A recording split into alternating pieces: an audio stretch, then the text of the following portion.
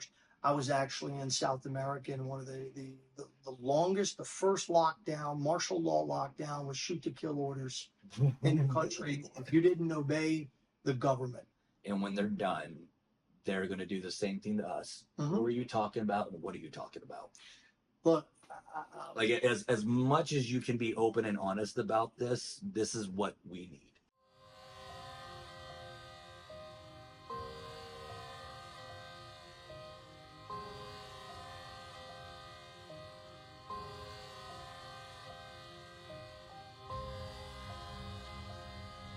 Many people are willing to bridge that level of going all the way up to the line and then crossing over the line and talking about our rights on the First Amendment. And I think as Americans, we really need to understand the U.S. Constitution.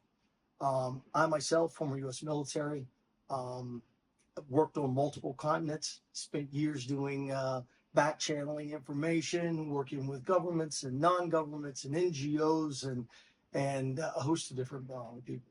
And I can tell you, what we see in the world today is not the reality of the way the world really works. And I think getting into that and understanding that the public really is blindsided. You know, we talk about fake news. It's absolutely fake news. Mm-hmm. I'll give you an account. I will never forget. This is in January of 2012. I had just left Istanbul, Turkey. I was called over to do some work over in Tunisia and in Libya during the Arab Spring. And here I am standing in Tripoli, and I see British broadcasting going off. They're doing this sectarian violence and this and that and all this sort of stuff. And all it was someone was having a wedding. And they were firing shots in the air. I mean, the level of just false news that we're told is really crazy. So anyway, you know, just getting started myself. Man, the U.S. Constitution is really important, more so now than we've ever been before, because right now, what we see going on, our rights are being violated at every single level. And we as Americans, we need to stand up. We need to actually read the Constitution, because I don't think that today in schools, the Constitution is being taught. We've taken out the Pledge of Allegiance. We've taken out the U.S. Constitution. We've taken out the moment of silence. We've taken out all of these sort of things. And now when you ask somebody about your constitutional rights, they have no clue. So, you know, with that being said, I've worked in more than 100 countries. I've been on 4 continents.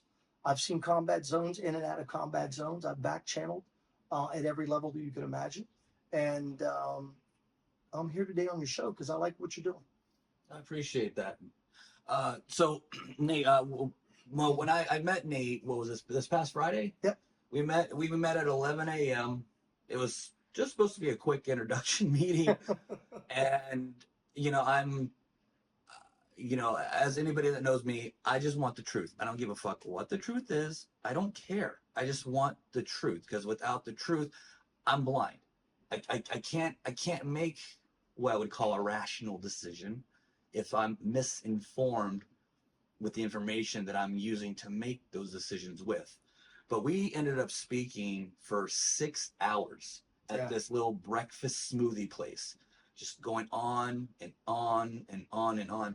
And what I'd like you to do, you know, so people can get to know you, is, you know, just you have, to say the least, a very interesting life story and what's happened to you. You know, I know you mentioned things had come into a head in the early 2000s. Correct. And you had to serve time because you refused to testify against certain people. So you did your time. You got out and said, what, 2005? Correct. So for the audience, what I'd like you to do is just take us through your life.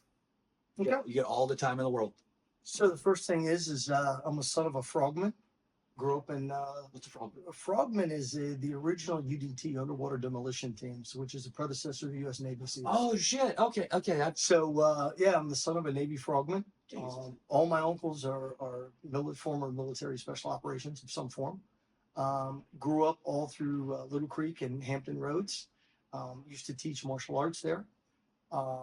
And during that time, I ended up wanting to become a professional kickboxer. Mm-hmm. Ended up winning the Virginia Light Heavyweight title in 1989. Beat Christopher Steffens for the title. And then my amateur uh, coach introduced me into the professional world and ended up saying, you need to head down to Miami. I ended up coming down to Miami, fighting all through down here, teaching and training, and met some people as a fitness trainer that ultimately ended up going in the military. And they had married into members of the royal family of Georgia. Now, when we were talking, you went into much more depth about like the people. Are you comfortable talking about all that, or is that I'll go over some is that of like it. something Yeah, you should? some of it I still keep a little bit quiet. You know, there's Okay. still people around. Okay. Yeah, I mean, So because I know you shared a lot with me, so correct. you know, just for the audience, because I really want them to understand. Here's the thing with people, right?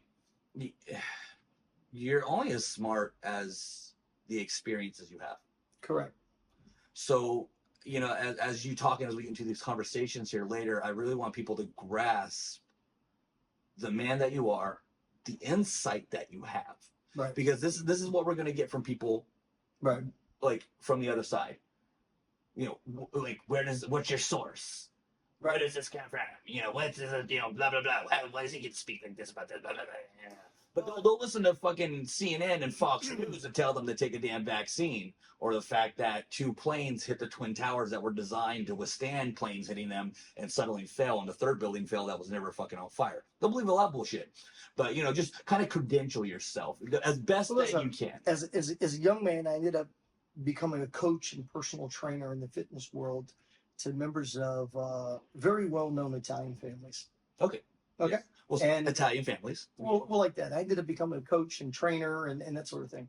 I was in the professional kickboxing world, and he was in the professional boxing world. I later ended up going in the military. At that time, you know, as a young man, 18, 19 years old, ended up becoming a US Army Paratrooper, graduated Special Forces Operations, ended up working at the National Military Command Center known as the NMCC. Worked around and trained, developed a primitive warfare hand-to-hand combat program system, working at 1108 Signal Battalion, and working for a couple of major generals as their personal security staff and driver and aide de camp. And with that, it developed an insight, growing. Ended up getting stationed overseas. When I got stationed overseas, they realized that that I knew how to do martial arts. I ended up becoming an instructor. Ended up winning 2 gold medals in Korea. Fought on the U.S. All Army team and the All Military team. Ended up finding my way as in the All Korean martial arts history book written by Master Sun, from one of the original 43 grandmasters of Grandmaster Huang Ki. Spent a year and change over there, undefeated, fighting bare knuckles all the way through. And at the same time, while I was there learning and going, I was stationed in Yongsan Main Post, ultimately getting stationed up in 552nd Signal Battalion, and then going up on the DMZ and coming back and forth all over the country, fighting all over, representing the U.S. military. During that time, I also had learned a lot of the insight of how Taekwondo came about, and when I fought Tang Soo-do. And after that, ended up coming back to the States.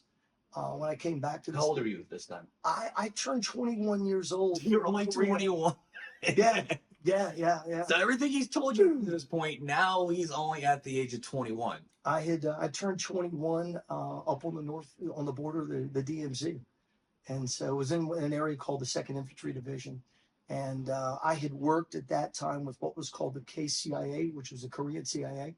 I worked doing communications, and I was a communication specialist. And I ran an area called Pajuup, and then another one called Papayongsan, which is right on the border of the North Korean border. And so for a year, I listened to the morning calls of Kim Jong-un and across the border, the propaganda. And then when the North Korean spy was going up, I was part of the detail, security detail. And then came back to the States. When I came back to the States, ultimately ended up going to Fort Oregon, California, which is Op 4 Brigade. And then stayed there for a very short time, and then got accepted into the Military District of Washington. And then when I got into the Military District of Washington, I learned another whole world. And that's when I went into, I was at 1108 Signal Battalion. How old are you when this happened? I was going into 21, 22 years old. And that's when MBW opened up. And then when I got there, again, My martial arts had followed me. I've been doing martial arts since I've been 3 years old. I'm a seventh degree black belt now. I have my own system, and been teaching and training around the world. But that's what really got me in areas was the martial arts. And so when I got to DC, they were like, well, we don't really have an official martial art program. Well, you've already been teaching, and why don't you develop a program? So I developed a program there. I developed one for MWR, developed a women's rape prevention program, developed one for undercover operatives from multiple different agencies. I had no clue who they worked for. Ended up getting an Army Achievement Medal for it. Was put in for a MSN Meritorious Service Medal. A jealous NCO, non-commissioned officer, didn't like it, so they bumped me down, even though I worked for a GM-14, which was a civilian counterpart. They put me in for it. But, after that, you just kind of learn. And, at those ages, you're just a dumb, naive kid, and you're learning. You don't see how the world works.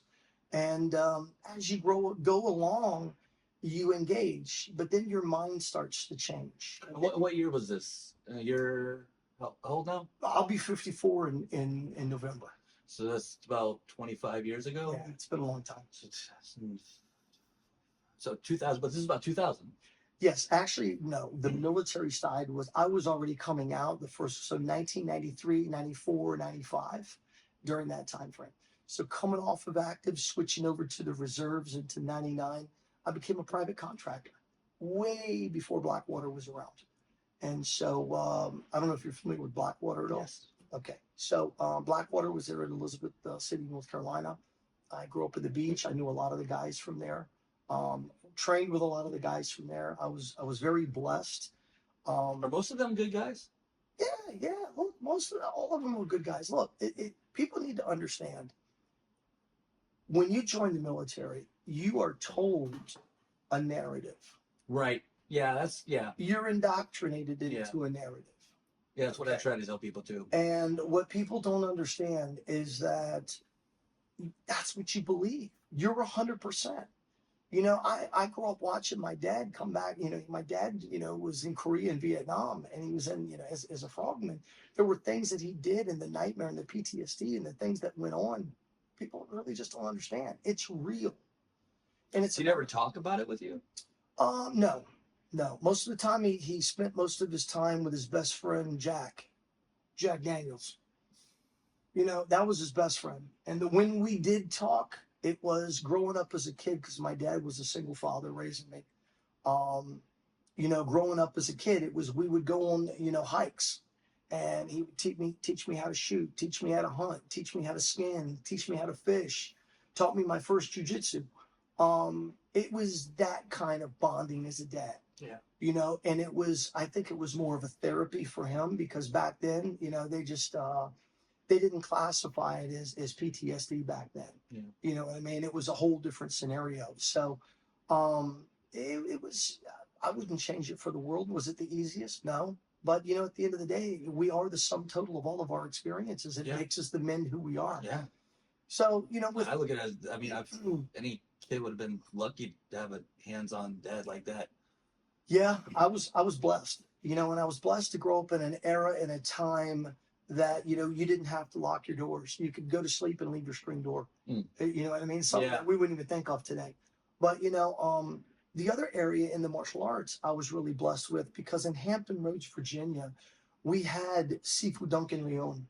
Sifu Duncan Leon, for those who don't know, was one of the original grandmasters that was passed down directly from Yip Man, which was Bruce Lee's grandmaster, that we see the stories, Master Yip on TV. Yeah. So my younger brother, he's slightly Asperger, but he that's one of his favorite series is the Ip Man. I was, it's funny, until you said it, I always thought it was just IP Man. Yeah. But it's Ip Man. Yeah, I love that stuff. So I've heard that's amazing. It was phenomenal. So we were really blessed. We had a lot of good instructors, and so for me, I was blessed to be able to train with Sifu Duncan. When Master Ip passed, he left the lineage to two grandmasters, which was Sifu Duncan and William Chun. And so Hampton Roads was blessed with Sifu Duncan Leon and the applied Wing Chun system. And I was honored to be a part of that as a kid, at 13, 14, 15 years old. a lot of my dojo brothers now are running the system for him. One of them out in California, God bless him, former Marine. And so this is what gave us our basis, Yeah. our foundation. And so we were always taught to question everything. Okay. And so with that foundation, life goes on. You take contracts, you do certain things, and you grow. And then you get into, for me, I got into studying and doing more of human intelligence. And that's a long lost art. And that's something today that, we've been disconnected even from the military and the government the last 20, 25 years from human intelligence. Everything now is electronic intelligence or signal intelligence, that sort of thing. Well, Well, yeah, like for people out there, I'm almost on the same wavelength with you, but for people out there who may don't know the difference between human intelligence and digital intelligence, about people like what everything happened now is, planting a bug and listening devices. It'd be it'd be the easiest way to put instead it. of face to face. Instead of face to face. Okay. There is a lost art to that. Like not to put in a bad frame of light, but like spying or espionage or stuff like that, or being in the field. It's in the civilian world as well. It's just the art of listening. Yeah. That's the biggest thing. The art of listening, the art of being able to interact at a human level with a particular group or different groups. And that's something that we as America started off, and we were very good at it. And then what happened is over the years that we got a distant hand. We wanted to send somebody in and send a bug, or we wanted to send someone in and, tap their phone or this sort of thing. And would that be called covert operations? Well, you have a list of different, you have covert, overt, and clandestine.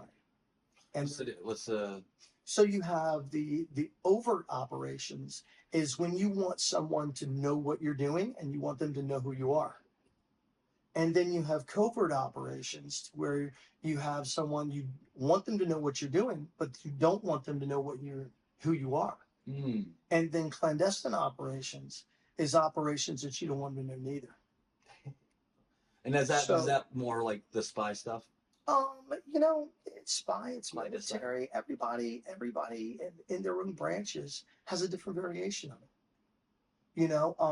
They have the spies that do it. They have the agencies that do it, but the military intelligence agencies do it too. Everything is determined on the mission. You have what is your mission that's dictated to you by your upper echelon. And there is a chain of command that goes down and tells you what you're going to do. And, the other thing is you don't question your chain of command, you just do. And that's the reason why younger men going into the military, it's easier to mold them in your way of thinking. By the time you do hit your 30s and 40s, you're already institutionalized, and you're not going to question authority, or you sit back and go, well, I do question this, but I can't say anything. Because if I do say anything, I'm going to lose my retirement. Mm. I'm going to lose my whatever it may be. Mm. So you just kind of go with the flow. And, over the years, I've ran into a lot of people that, we'll come back and sit and we'll chop it up and, have a couple of drinks and be like, I did my job. I did my duty. But damn, I got a lot of things I'm going to hell for. Mm-hmm. You know what I mean? And that's a sad thing. It really is. Do you think that's what probably tears that ex-military personnel the most? Is the things that they know that they did, but they wish they didn't had to have done? There are some things. I would say so to a degree. Not everybody. I think everybody's got their own story. Yeah. You know what I mean? Everyone's different. We have a different generation now than we did before. And it's very clearly distinctive. We have a pre-2009 generation of military. We have a post-2009 military. It's like night and day. And that was like the defining one was the Iraq War, right? It was pretty eye-opening. Yeah, it was, but it wasn't necessarily the war. It was who we had as a commander in chief at the moment, who really divided the military. Because in 2009, Obama? Yeah, it was Obama. He allowed a lot of people into the military that should have never came into the military. Now, when you say that, what changed? Because I know when we were talking, remember I Right. told you I attempted to go into the military when I was 18, but I got red taped medically. Got it. So, you know, because of something that was on my medical records when I was 10. Right. But at the time, they still let people in that had grand larceny, grand theft auto Right. charges, and stuff like Right, that. right. That really makes sense to me then. So, like, what do they loosen up on? Well, those at the upper echelon had a different directive of the flow of the military. Because if you really look at it, the US military is one of the last government agencies, institutions that America had trust and confidence in. Yeah, yeah, We Americans have lost trust in everything. yeah. Think about it. We've been lied to about everything. We've been manipulated. We've been told things that weren't true. We've been used, abused, and washed up and put away.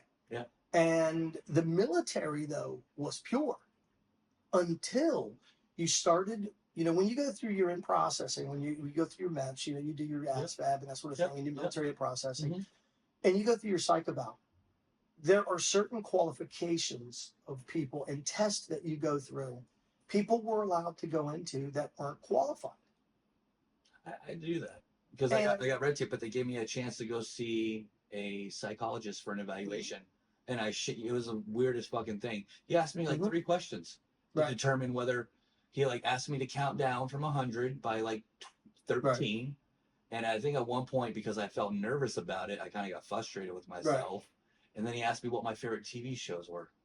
And he determined from that I had unresolved anger issues and I wouldn't be a good fit for the service.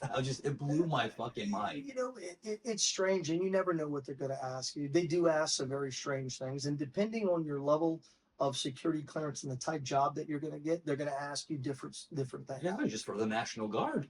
That's I was like, and I'm just thinking back. I was in the barracks the night before I went to swear in, and there was this kid in there, and I forget what happened. Right. He was like this bigger kid, and I made a joke. I was like, "What are you, gay?" And they fucking just went ape shit and started charging at me, and everybody just jumped in and stopped them. I'm the kind of guy like, I let you punch me, and then I'm gonna laugh, and if you punch me again, well then it's go time. Yeah, but I'm like that psycho person. Right. I'm like, give me the excuse. Right. But it's just, it blew my mind to think after that I still wasn't allowed in after I witnessed that.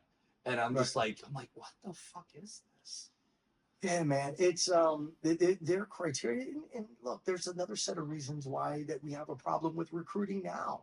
You know, it's no longer, there used to be in the military coming up, the recruiting videos, it was about being tough mentally, physically, I remember that. You know, emotionally strong and you can endure. Yeah. Now it's about, how feminine do I feel? That sort of thing. And look, to each his own. I'm not here to judge anybody. To each their own. You know what I'm saying? No, fuck that. It's the military. There's no room for weakness. In the military, there should not be an equal opportunity employee. Hell no. It should be mission first, national security. Yeah. And can you get the fucking job done? Yeah. Yep. That's what we should be back at. Yeah. We want the best, the brightest, and the toughest motherfuckers. And I don't give a shit, male or female or whatever else. Yeah. We all work together in unit cohesion as a team to accomplish a mission. Yeah. You know, that's our leadership. The purpose of influencing others to accomplish a mission by providing purpose, direction, and motivation. Our leadership. But this is what happens when you get career soldiers that become politicians and they're in uniform. And I think we've been seeing this a lot more in these last, 5-10 years. Yeah. I know there's a point in time, okay, yes, you whether you're an enlisted soldier or you're an officer, okay? And it gets to a point in time when you see your officers, they're making decisions on politics. They're not making decisions based on unit integrity and what your core unit is about protecting your soldiers, your mission for your country, and this sort of thing. And you do lose a sense of confidence. Starting in 2009, what I started, noticing was that they were allowing people that were not qualified. They were allowing your gangbangers to come in. They were allowing this to come. And then they would take, and I know this very definitively because I had a young man I was trying to help get in the military. When he was in high school, okay, he did he was toilet papering someone's house on a prank. But when he was 18 years old, they gave him a felony for a reason on it. But, yeah, listen to that now. Now, check this out. They did a withhold adjudication, okay? But now he paid the restitution, went back out and cleaned everything else, had a withhold adjudication from it, still classified him as a convicted felon. So now this young man, who was more than capable and qualified, already passed his ASVAB, he was not allowed to go in the military. Yeah. Now I know at that time I was a service officer for the Disabled American Veterans, and I was working as a liaison out of one of our congressman's office, and I went to bat for him. I asked for congressional help, this sort of thing here, and literally they were like, "So sorry, there's nothing we can do." I'm like, "Well, wait a second. You're a U.S. congressman's office. You're one of the things is to help good people get in the military." Right. You know what I mean? That's what they told me to do afterwards. But at that point, I was like, I understand I had a troubled childhood, right? But I turned myself around, became a high honor student and sports captain, and I was in the leadership academy, and I was like, why am I not allowed to serve my country? So the craziest thing is with that sort of background, usually with a lot of the troubled issues and that sort of thing, you end up having intelligence agencies come to you and recruit you. Because they end up making some of the best people that go out that are willing to do things. Yes, in a heartbeat. You know, and who knows? It's absolutely crazy. You know, that was in Maine, so that probably. And we're talking in general right now, but there are real things that are taking place. You know, over the years, I've seen things take place I couldn't imagine. So I want to get us back on. We're kind of going in. We're digressing here a little bit. So we're going to go back to the point where you got into intelligence. That's where we're in your story. So let's go back there. So at that point, the Arab Spring was kicking off, and I had done studying and training. And for those who don't know, the Arab Spring is when the Middle East was really in turmoil. Everyone from Algeria to Tunisia to Libya, all through the regions, they were overthrowing and tipping off these leaders. Ultimately, Muammar Gaddafi ended up getting killed during this time. Now, who was behind all that? Muammar Gaddafi. You talking about Muammar Gaddafi? No. The Arab Spring. Like who was the main like? There was a lot of direct involvement from the U.S. and Israel and a lot of other countries that had a lot. They did not want him to continue working. He had turned over a leaf. Nobody. You're talking about Gaddafi, right? Gaddafi. Now, Gaddafi. For people, again, some of this we got to kind of cover extra because when you and I are talking, there's a lot that you and I are aware of, so we don't need to go in depth to a lot of stuff as we're talking. So, Gaddafi, how did he come to be in the position that he was in? So Gaddafi was very interesting because it was circa 1955. An American family from Alexandria, Virginia, ended up going over to Libya and finding oil. And this was kind of the birth of the Middle East in a lot of different areas. Same thing with Saudi Arabia. People don't realize, the Saudi Aramco, the largest oil company in the world, is Saudi Aramco because it's a Saudi-American partnership. And so, the birth of the petrodollar that was negotiated. And so with Libya, Libya was interesting. Libya was, in the top highest oil reserves in the world. And what's interesting about their oil is that it's a light sweet crude. And what does that mean? That means you don't have to refine as much, and their production of oil is a higher quality. Mm-hmm. So now what happens is you have a guy that, Gaddafi, that no one seems to be able to find out who his father was. A lot of speculation. But he was like, look, I went to the Royal Academy. 1969, no one could influence King Idris. King Idris ends up getting sick. King Idris was the king of Libya. Okay. Before that, back in the circa 1920s, the Ottoman Empire controlled North Africa, and it was actually called Tripolitania. You actually had Omar Mukhtar, which Italy couldn't take out, and a lot of the people that came to the North Africa. And I'm going to be asking you a lot of kind of questions like this too, because for the audience here, the more I flesh out of you and show that your shit, Right. is going to just give more credibility for later on in the podcast when we get Got into some shit. Okay. You know, they can tell this isn't just some ex-military office fucking rocker on the break of breaking type deal. Like, you are a very intelligent man with a lot of years of experience and insight about, again, it's not bullshit. It's not like what we've all been told to believe. Like, you know what's up. Yeah, and I'll tell you, it's an eerie feeling knowing so much and seeing things. It really is. It scares the living shit out of you. You know, so there's no question about that. Getting back to circa 1969, when everyone started seeing the amount of oil that was in North Africa, oil it was really popular during this time. They started developing Saudi Arabia, Oman, in these areas. So what they had was this young gentleman here named Muammar Gaddafi. He says, "Hey, look, I'll do whatever you want. I don't care. These aren't my people. Even though my mother, I was raised by a single mom here in Libya. I'll do whatever you want." So he wasn't originally from Libya, and that's what we're trying to figure out. He was raised in Libya, but he didn't feel. But he didn't. There was a lot of speculation, and I can say this, and I'll say this from being on the ground in Benghazi and in Tripoli, and spending a lot of time in coffee shops and talking with people and just doing what we're doing right here. I was there all during the Arab Spring, had a lot of personal conversations with people. No one ever believed him. They knew he was always a plant.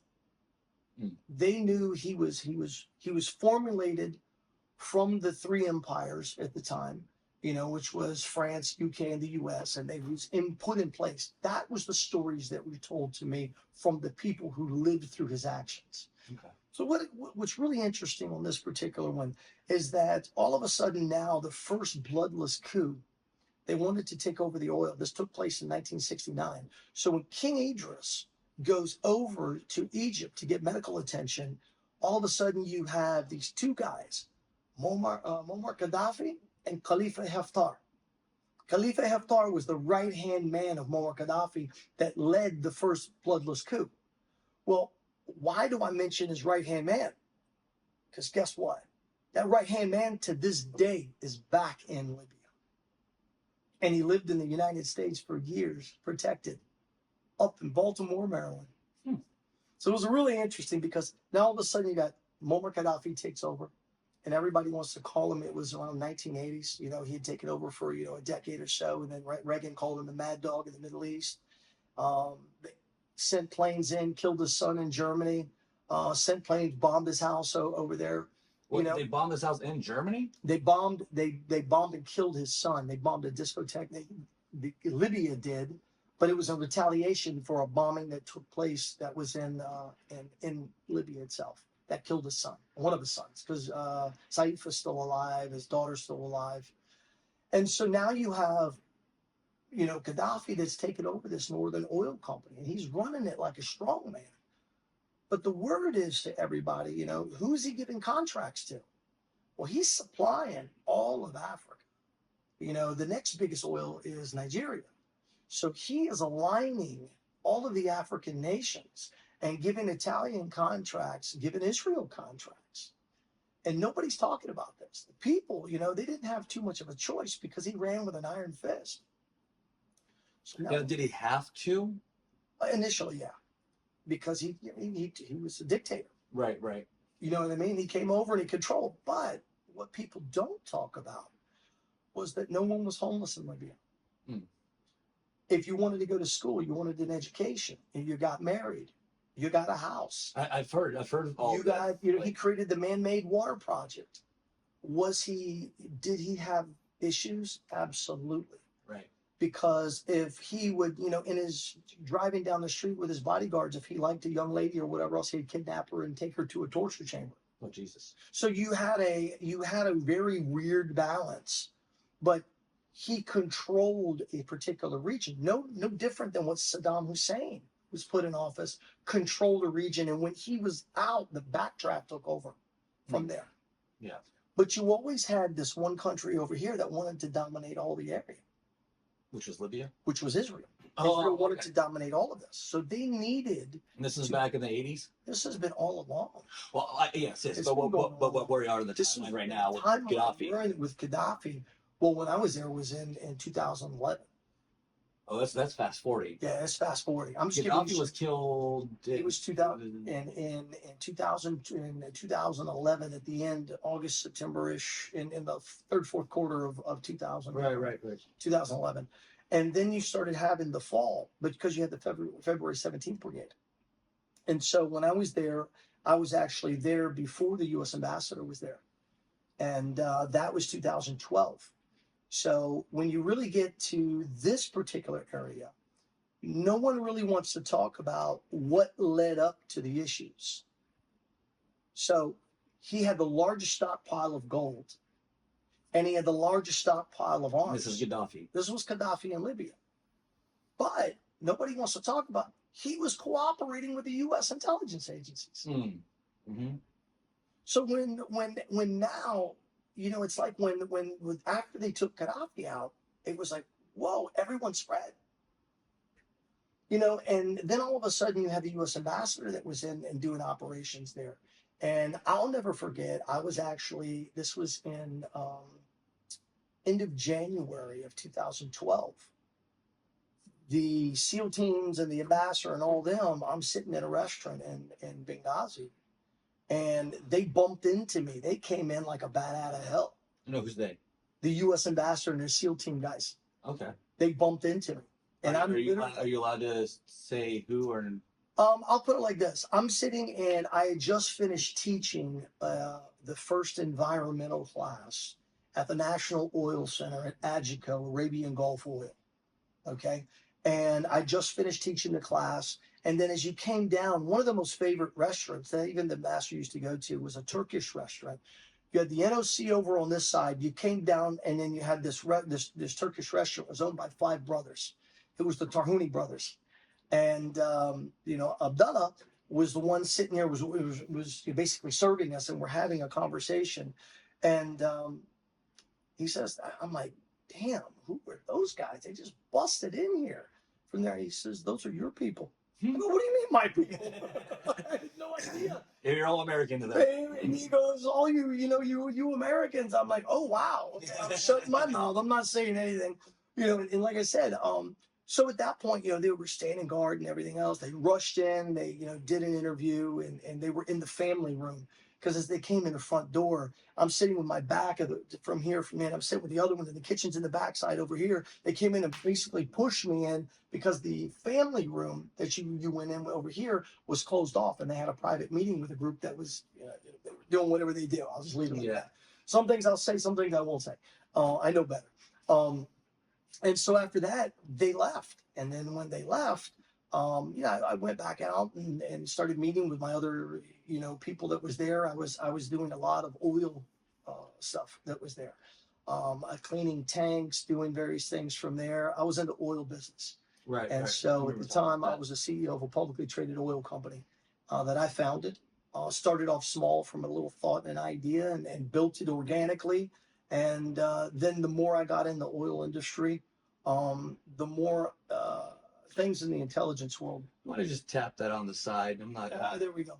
I keep doing that, so I don't know if we want to just turn it off. Yeah, so it doesn't keep just messing with the.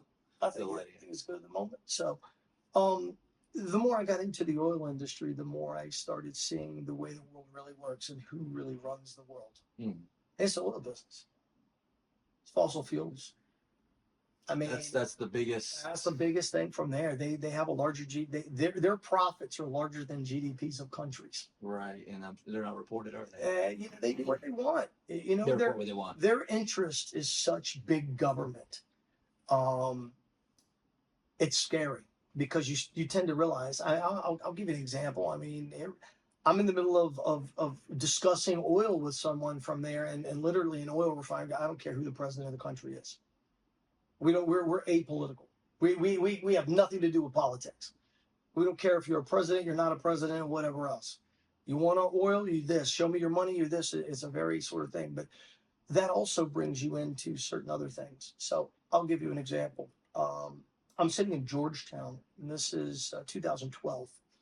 Um, when I came back from Libya, I was brought into DC, and I had an ambassador and some other people working at the United Nations that were very good friends that were drinking buddies for years, brought me in, and they were like, hey Nate, we're going to start inviting you to a few places. So they invited me some very honorable places to go to, and started talking with some other people. And they were like, so what did you see? What went on over there? What's this? What's going on? And the data that I shared with them, they're like, that doesn't follow the narrative we want. Wait, what? Yeah, straight out. I'm like, yo, Bill, this is what I just seen. He said, no, you didn't. So wait, they thought that you were going to talk about something? Or? They had they really didn't get into it, but they kept bringing me to meetings. They kept bringing Just me to to debrief DC. you? Yeah, they brought me in. There's a couple of places that I won't mention the name, but they brought me in and they said, come into the side door. We want to talk to you. And I sat across from one of the gentlemen, and I leaned over to him, and I literally leaned over like this, and I said to him, after I met with him and a lot of the other agencies, I says, what is it that keeps you up at night? She said, what do you mean? I said, well, I know what you have and I know what you don't have. I said, I spent an enormous amount of boots on the ground time. When you say I know what you have and what you don't have, can you elaborate on that at all? Yeah, as far as when you spend months on the ground doing something, you're just talking with people. Right. In the middle of a war zone, people talk. People see things in the middle of the night. You know what I mean? It's not just the narrative, and that's part of human intelligence that people don't understand. And when you're saying that it doesn't match the narrative that they want, what's going on right now in the world, and who are they? What narrative is this, and how does it apply to anything? Like, is it a narrative? So let's like there's a is this like the not this is the Iraq War ended when is this the Iraq War they're talking about? 2003, you got the first Gulf War. That was a desert storm, Shield Desert Storm. Right, but around this time, what's going on? Like, what narratives is trying to be spun? Right now it's about control. It's about the left getting control of areas that they didn't have before. They needed resources. So but I'm saying, like, well, I guess what I'm trying to ask is, they say that that's not the narrative. Let me put it like, I'll give it to you like this. What's one of the reasons? Okay, so one of the issues that they had with Gaddafi, he was aligning the African Union for a gold-backed currency. That if you didn't have gold, you couldn't purchase oil. You couldn't purchase goods and services. Gaddafi controlled his central bank. So that was a problem for the U.S. because we didn't have our gold. That was a good problem for everybody. Okay. Not just the U.S. because we had the petrodollar. Okay. And if you eliminate the petrodollar and you say, well, wait a second here, I'm giving you cheap oil, and you're going to if you don't have gold, you can't buy. You're going to foreclose an entire economy. So these are the things. He had an enormous amount of assets. He had the largest gold reserves than anyone else in the region. So he was able to influence that. He actually took care of West Africa better than his own people in a lot of ways. And that's the narrative they don't want out. They don't want that out. Okay. I did, around that time, I don't know who the fuck I was listening to, but you go searching, right, outside the mainstream narrative, when you start hearing things, right. And I think I remember seeing on TV at the time, or on YouTube or Facebook or whatever the thing was, videos of when he went down. Right. Terrible to watch. Mm-hmm. But then you also heard, like, though he may have been a dictator, that he treated his people better than the government treats people here in the United States. You always hear a cross-section stuff when I talk to people over there on the ground. They were like, look, he's the head of our country. We just do what we're told. We don't have a choice. We'll disappear in the middle of the night.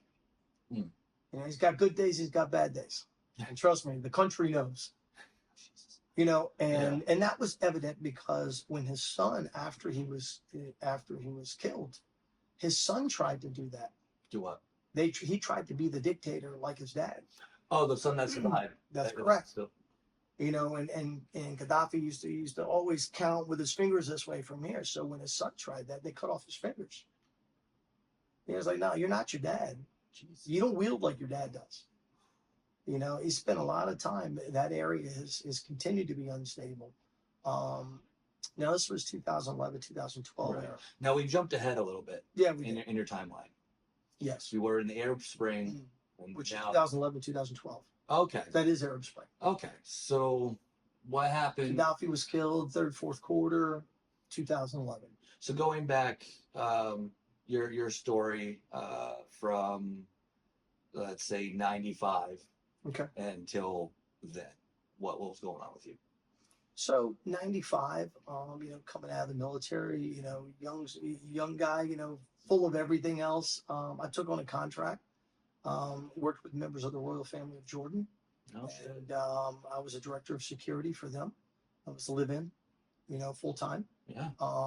And you know, they did what they did, and the husband and wife were completely, you know, they were together, but they were divided. They weren't the same business. They each had their own business agendas. And so, great people. Does You the know, wife had her own business in Yeah, Jordan? absolutely, absolutely. I think most people in the United States think every single Arab or are they Muslim over Yeah, in Jordan? they were Muslim. We assume that women have no rights and can't do jack shit. That's not true. That's No, not true at that all. needs to be kind Yeah, of there's out there. that's absolutely not true. There's a lot of women with a lot of that wield a lot of power in those areas. Really? Absolutely. And And- every country is different. Not all of them are the same. And I think a lot of Americans don't understand the Middle East. They think that just the one thing that we're taught, I'll tell you one thing that stood out for me. In the middle of the Arab Spring that was going on in Libya, kids were still going to school, bombs going off, people were still being shot. The locals did not harm the children. What do you, That was just something that there was a respect. That was their so culture. like the locals are fighting between each other? Not necessarily the local. You even had others that were fighting, but What was the others? they were coming. This is all in Libya you're talking about? All in Libya that was going on. There were mercenaries coming from outside all over the place. So they were coming in from the surrounding They countries. were coming in, not just surrounding companies. They were being hired all through Central South America, hired And brought mercenaries and brought in. But even those mercenaries refused to ever. They didn't engage children because at least they came from a family orient. They didn't engage the children, Okay. which was really strange from there. And there was peaceful times too. I mean, not all wars 24/7. There have campaigns, okay? But during this part of it from here, there was not a lot of fighting that was going on. There was still a lot of buildings that were blown up. There was still a lot of issues at nighttime. But kids got back to school. Parents were going back and forth. It was like those were involved and those weren't involved. And that was during the Arab Spring. That was during the Arab Spring in Libya, in Benghazi, Okay. and in Tripoli. And so now going back 95, you're working with the royal I'm family. running security back and forth, developing a security team that travels in and out. And it was amazing for you and being a young man in your 20s. Yeah, how old were You you know, at that point? I was, what, 25, 26? So working with the royal family and everything. You know what I mean? Yeah. And a lot of it is just being at the right place at the right time. It's not all about, it's not all, there was a lot of people much better than me. You know what I mean? That were different in their job. But it's about the relationships that you develop. Mm-hmm.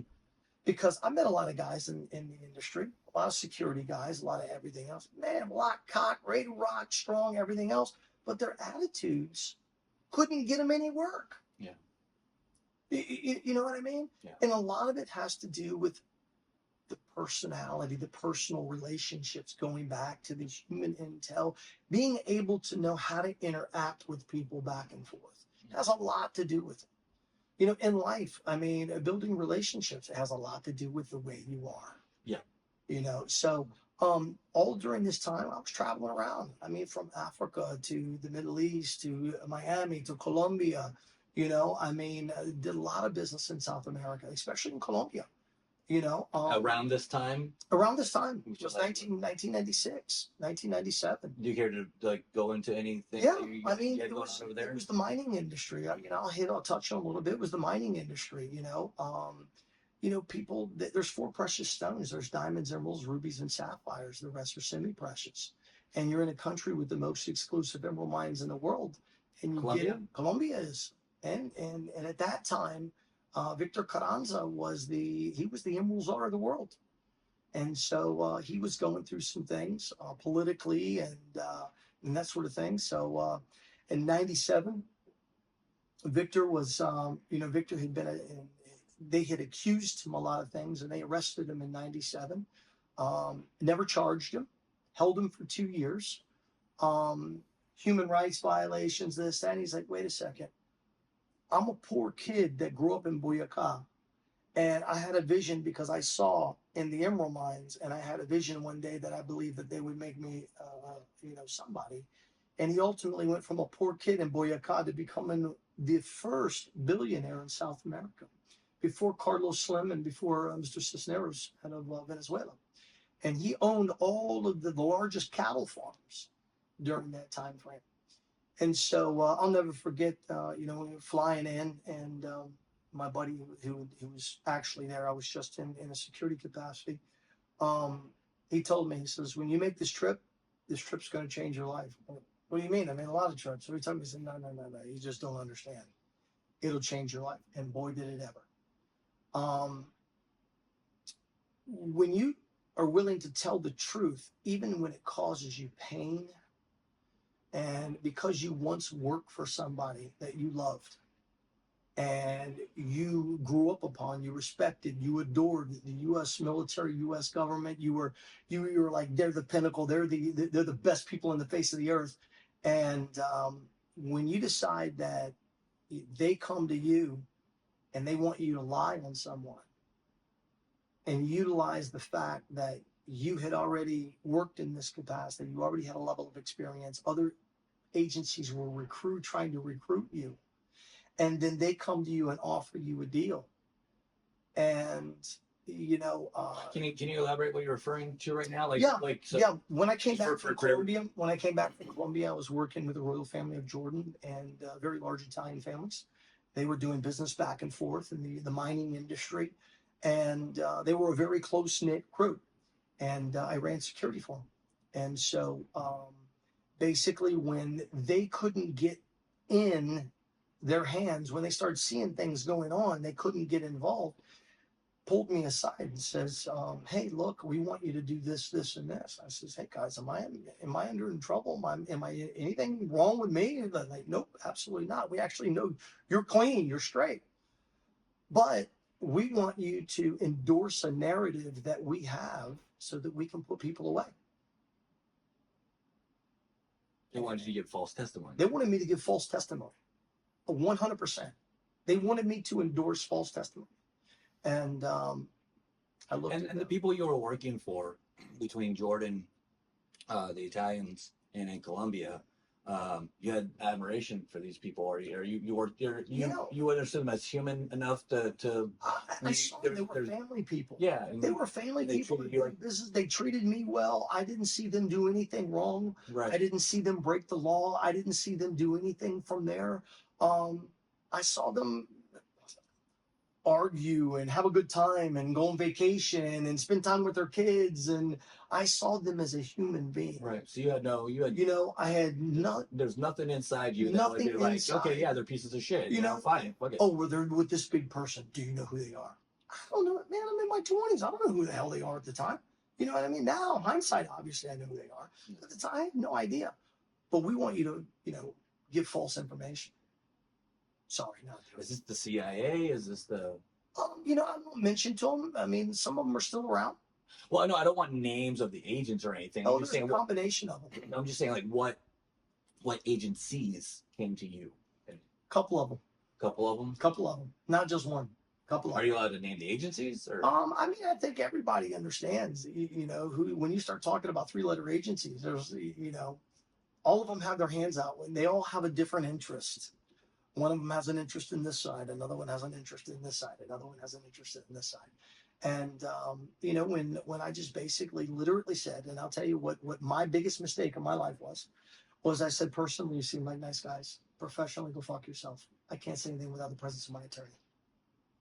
And when I said that, they looked at me and said, now you're getting indicted. I said, for what? They go, we'll figure it out. We'll make it up.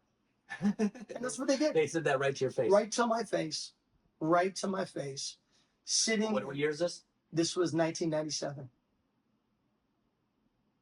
Yep. Actually, correction. This was 1999. 1999. I was sitting on Indian River Road in front of the 700 Club and in front of the Christian Broadcasting Network in Shoney's. And one gentleman sitting right in front of me, another one's coming sitting over in front of me. And when they first made contact with me, I immediately I called the FBI and I was like, wait a second, because I knew the level of people, and I also knew the operational security and that sort of thing. First thing I called, I want to know who it was. I'm like, well, wait a second, do I got a hit on me? Am I getting killed? And then they go, what scared me in the very beginning was like, no, we don't have any agents here that's checked in or done anything, because normally when you go from one area to another area, they notify local that they're conducting an investigation and doing this. And so they didn't notify anybody. So I'm like, wait a second here. Any moment I'm going to get killed. That was what was going through my head, you know. And then when they did show up and we did have the conversation that we did, they were just like, no, we want to use you. We'll offer you a job. They offered me a job. We'll give you a job right now. You come to work for us. Just endorse everything that we say. The sad part about it is this circumstance made a lot of people's careers. They got promoted off of this. Yeah. So you say, go fuck yourself. They say, well, now we're going to find something on you. They make up a bullshit charge. I get indicted. I spend 2 years, 9 months pretrial release. Ultimately, I took it to trial. I never pled guilty. I fought all the way. They spent everything I had. Everything was in reserve. My parents, my everything, because they knew I was innocent, and everyone did. They knew I had nothing to do with it, but because I wouldn't lie. Can you go into detail whatever it was that they were trying to get? You don't have to name names. Well, like, what were the charges they were trying to get on people? They had a series of people that were high profile in Central America and in the Middle East, and what they wanted to do, and what was their motivation? Well, their motivation. Obviously, they don't just care to throw people in jail for no reason. They're trying to get to something. No, they want to seize assets. They don't understand. Asset forfeiture is a business. The government uses the long arm of the law to seize assets, and then those assets go into a fund, and then they're disseminated however they disappear. People don't understand that.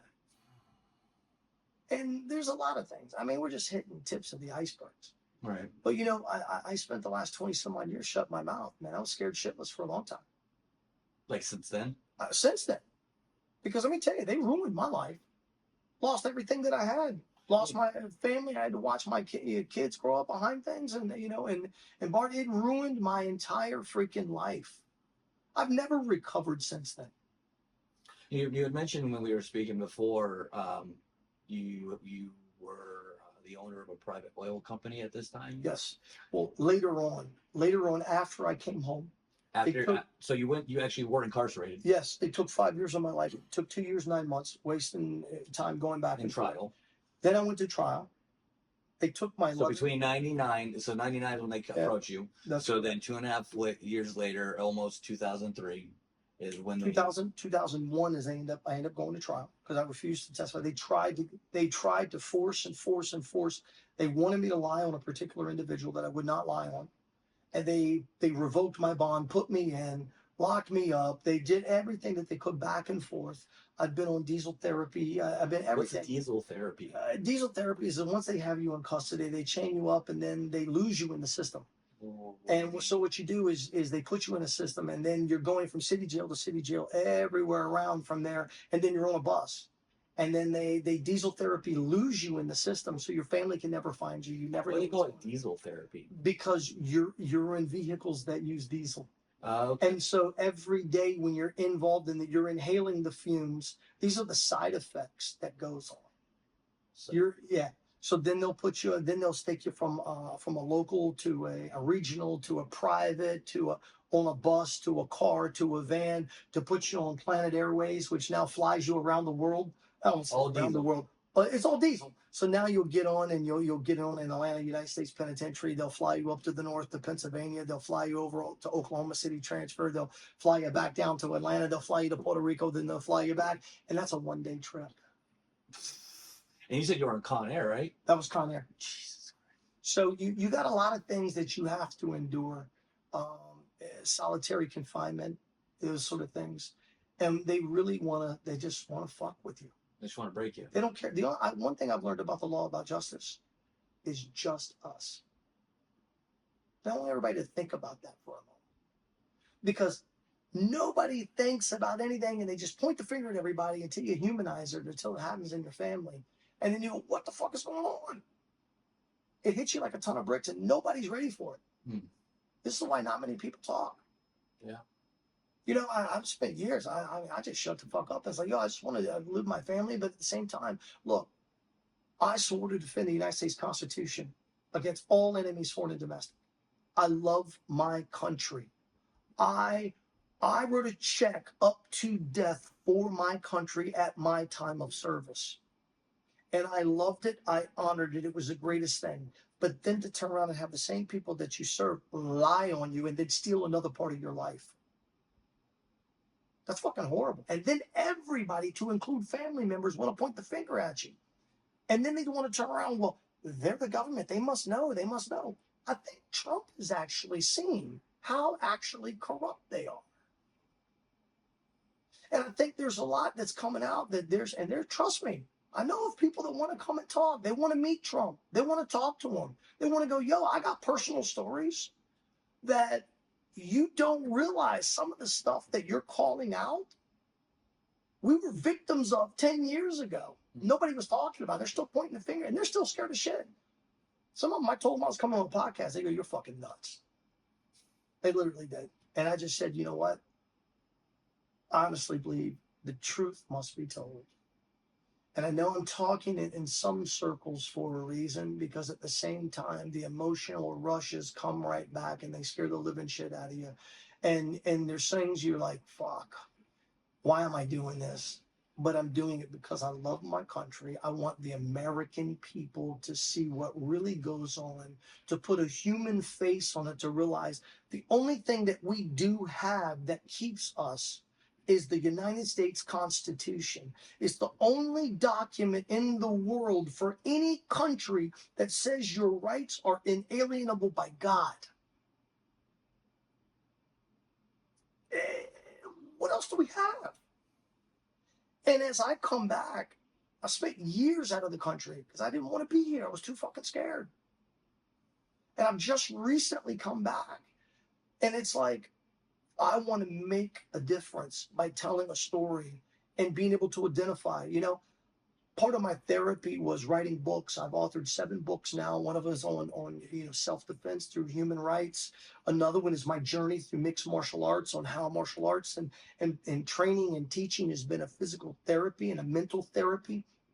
You know, I want to talk about some of those that I don't have to agree with everything they say, but it's watching podcasts like yourself, like Dr. Jordan Peterson, like Patrick Bet-David, like Andrew and Tristan Tate, that were willing to push the edges that inspired me to come forward.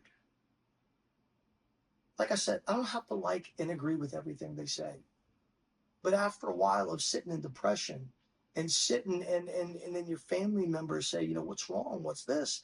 And they don't know what's going through your head because of this. I've just tipped on an iceberg of the things that I've seen. Right. I know. You know what I mean? I know the things we talked about were. And this is, it's a voluminous amount of information in a short period of time. And it's like, even communicating it right now, it brings up all those rushes and hot flashes and stuff. You know, and it's like, but still, people need to know it is time, not just America first, it's America only. And we as Americans start to need to see that our country is being invaded. It is being taken up, and pieces of our country have been invaded to the point you don't even know it's been invaded. But I go to parts of the USA, no one speaks English anymore. No one practices a culture of the US, of American culture. No one even identifies, and they hate us as Americans. They look at us and call us stupid, and they laugh, and they make the comment, well, your people stole it from the American Indians. We're going to steal it from you. That is how they really feel. No, so before we jump into what's going on right now, yeah, and again, this I like to keep it loosely formatted because, this again, I said this is about you, right? And I want to get your truth out there. I want people to see it. So at times where you got to get something out, like I want you to get it out. I don't have the background that you have. I'm not by any means a schlep. Right. I've lived some life. Coming from the adult world, I saw the underbelly. Right. I met with people I would have never ever met in my life. Right. They've disclosed things to me I would have never heard, even if I was their real estate agent or lawyer. Right. But like you said, it doing my podcast the way I'm doing it, talking about the things that I'm talking about, even my significant other right now,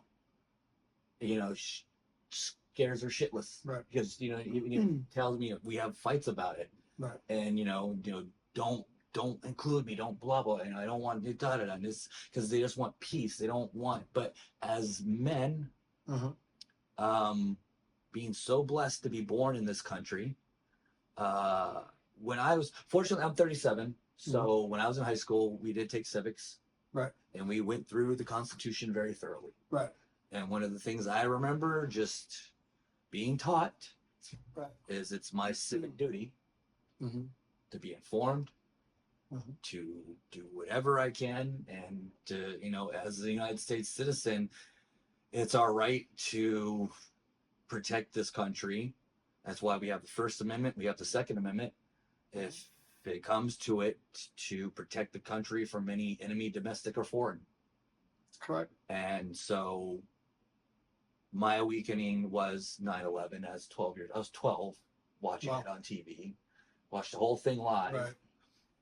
I'm very different than most people. I was very pissed off that my gym class got interrupted that day because I was in Maine. Watching it. So planes are crashing into buildings in New York. So I'm sitting in Maine. I'm like, they're all crying. I'm like, and they're like, oh yeah, what's gonna happen to us? I'm like, bitch, I'm like, we're in fucking Central Maine. Nothing's gonna fucking happen to you. Shut the fuck up. But I'm just watching it, and then the planes hit, and you're just like, I'm like, oh, okay, it's an attack. And then you just see the third building fall. Right. And that's what started it for me. I'm like, why did that fall? Right. Nobody can answer that question for me. And then from there, it was just that slow unraveling of, like, what is our government doing? Like, what's going on here? And then I was all gun ho to want to join the military. Then my friends all joined. Right. They went to Iraq. They came back fucked up. And then we learned we went there for no fucking reason. Right. So my whole generation, the Vietnam, your generation, Vietnam, all the fucking wars, essentially, were all bullshit. But it's Gulf era. The Vietnam was before. Too young, way before me. Even the Gulf War, I'm sure, had nothing to do with us, really. Nothing. I mean, except maybe our, the interest of the powerful, but it didn't help us citizens at all. Right. Did nothing for us. So, I'm aware that going down this path more than likely has consequences. But I have kids, and if I learned about, and you have a Ph.D. Correct. Philosophy and with a major in law. And and you studied some psychology too, right? Correct. So in psychology, there's the diffusion of responsibility. And that was one of the things when I was going through psych that I really took in. And so if Nobody else is gonna fucking do it. Right. I can't wait for somebody else to. Right. Because we all keep fucking waiting, nothing's gonna I happen. don't think people realize no action is action. Yes. If Yes. we don't take some form of action, that is an action in itself. And that's where, whether it be studying, whether it be involved, whether it be asking questions, I'm not necessarily talking about a physical action. Right. You know what I mean? Ask questions, study. Some of the scriptures say, study to show yourself improved. Guess what? That is a Bible line that if we just studied and we would see, and we would ask for revelation to see beyond and not just look in the narrative. You see, that's part of what's called asymmetrical warfare in propaganda. It is a directive. They'll put a story out, and then they'll push that story, whether it be a movie. That's what Hollywood was for. You know, Hollywood is an arm of the CIA. People didn't talk about that. They didn't want to talk about it. It is a narrative. And you'll hear a lot of people, for example, when we talk about world politics, right? They talk about actors and they talk about theater. And a lot of Americans, and they say this is the world stage. In this theater, this is it. They're good actors, bad actors. Well, who determines the good actors and who determines the bad actors? Ones who listen, one who don't listen. God forbid you should think on your own. That's what they don't want. That's what they don't want. They want you to conform. Have you ever seen the clothing line? It says obey. Yeah. That's propaganda. Just shut up and obey. Yeah. And then being a 90s baby, it was so funny. The pop culture was don't be a conformist. Right. Don't trust your government. And now here we are. My generation is conforming like a motherfucker. And you know, I can't stand to keep hearing about this Islamophobia shit. I'm like, where'd you hear this from? Right. Who told you about it? Right. The news and the government. Right. You don't think you might want to fucking question it a little bit before you say, let's just bomb all the It's the spirit of America. Question everything. Well, it used to be. Fucking It's a different era. COVID proved that fucking wrong. You know, I mean, and that's another whole topic. I remember when that was being pushed. I was actually in South America, and one of the longest, the first lockdown, martial law lockdown, was shoot to kill orders in the country if you didn't obey the government during COVID. During COVID, that's exactly they were going right. to shoot you. And if you did South not, Africa, South America, South America. What? Where in South America? This was in Peru. I didn't hear about that. Yes, that was their. They were. If you fought with the U.S. military, the president gave orders to shoot. Wait. The Peru army. Yes. Okay, you said U.S. military. Oh no, sorry, no, Peruvian military down there. They had a shoot to kill. If you fought with the military under military martial law, the country was under complete lockdown. They controlled. You could not go out of your house one person at a time, no two parties of your family. They had certain days you could go on and out. I did documentaries on this. And then they controlled the food. There was lines all the way around the buildings from there. Where can they find that documentary? Huh? Where can they find that documentary? I haven't released it. I did one and I haven't released it. But they ended up, they had long lines around the buildings. And then it was forced for you to get an inoculation in order to be able to buy food. You couldn't go in a building, you couldn't go in a store. They were restricting food unless you got the COVID shot. So it was, you know, you're right. And people woke up. It created a parallel market. There were still people that did not obey. And of course, you know, that created a secondary market. And it all became business. The moment that they started pushing and they first got their vaccines from China, then all the ivermectin, all the other stuff from there, all came off the market. They started boxes because people were trying to buy boxes of them. They were like, no, we're not allowed to sell it anymore. Who made that decision? Oh, government. They were all paid off. By? We don't know. Really? Yeah, I mean, come on. The world elites, they were paying people. The government officials were taking money to inject their people. So let's go back. Big digression again. Let's go back. 2003. Right. Now you're out. You're coming out 5. of 2005. You come out of Right. federal penitentiary. Right. So what's going on in your life then? You know, thank goodness for the good old martial art world in the music industry. Everybody needs a good bodyguard, and everybody needs teaching and training. So that world welcomed me. And so I ended up going back, and I started teaching martial arts again, and trying to regroup. Where did you go? Up in Virginia. In Virginia, started teaching martial arts again. Started doing security. 06, 07, worked with 223 bands, doing security for them. Been asked to go on tour, and you know, it was cool. It was a fun side. Wasn't obviously what I wanted to do. Wasn't what I was set up to do. But my first responsibility was being a father. How old were your kids at that time? My kids were 4 and 5, Hmm.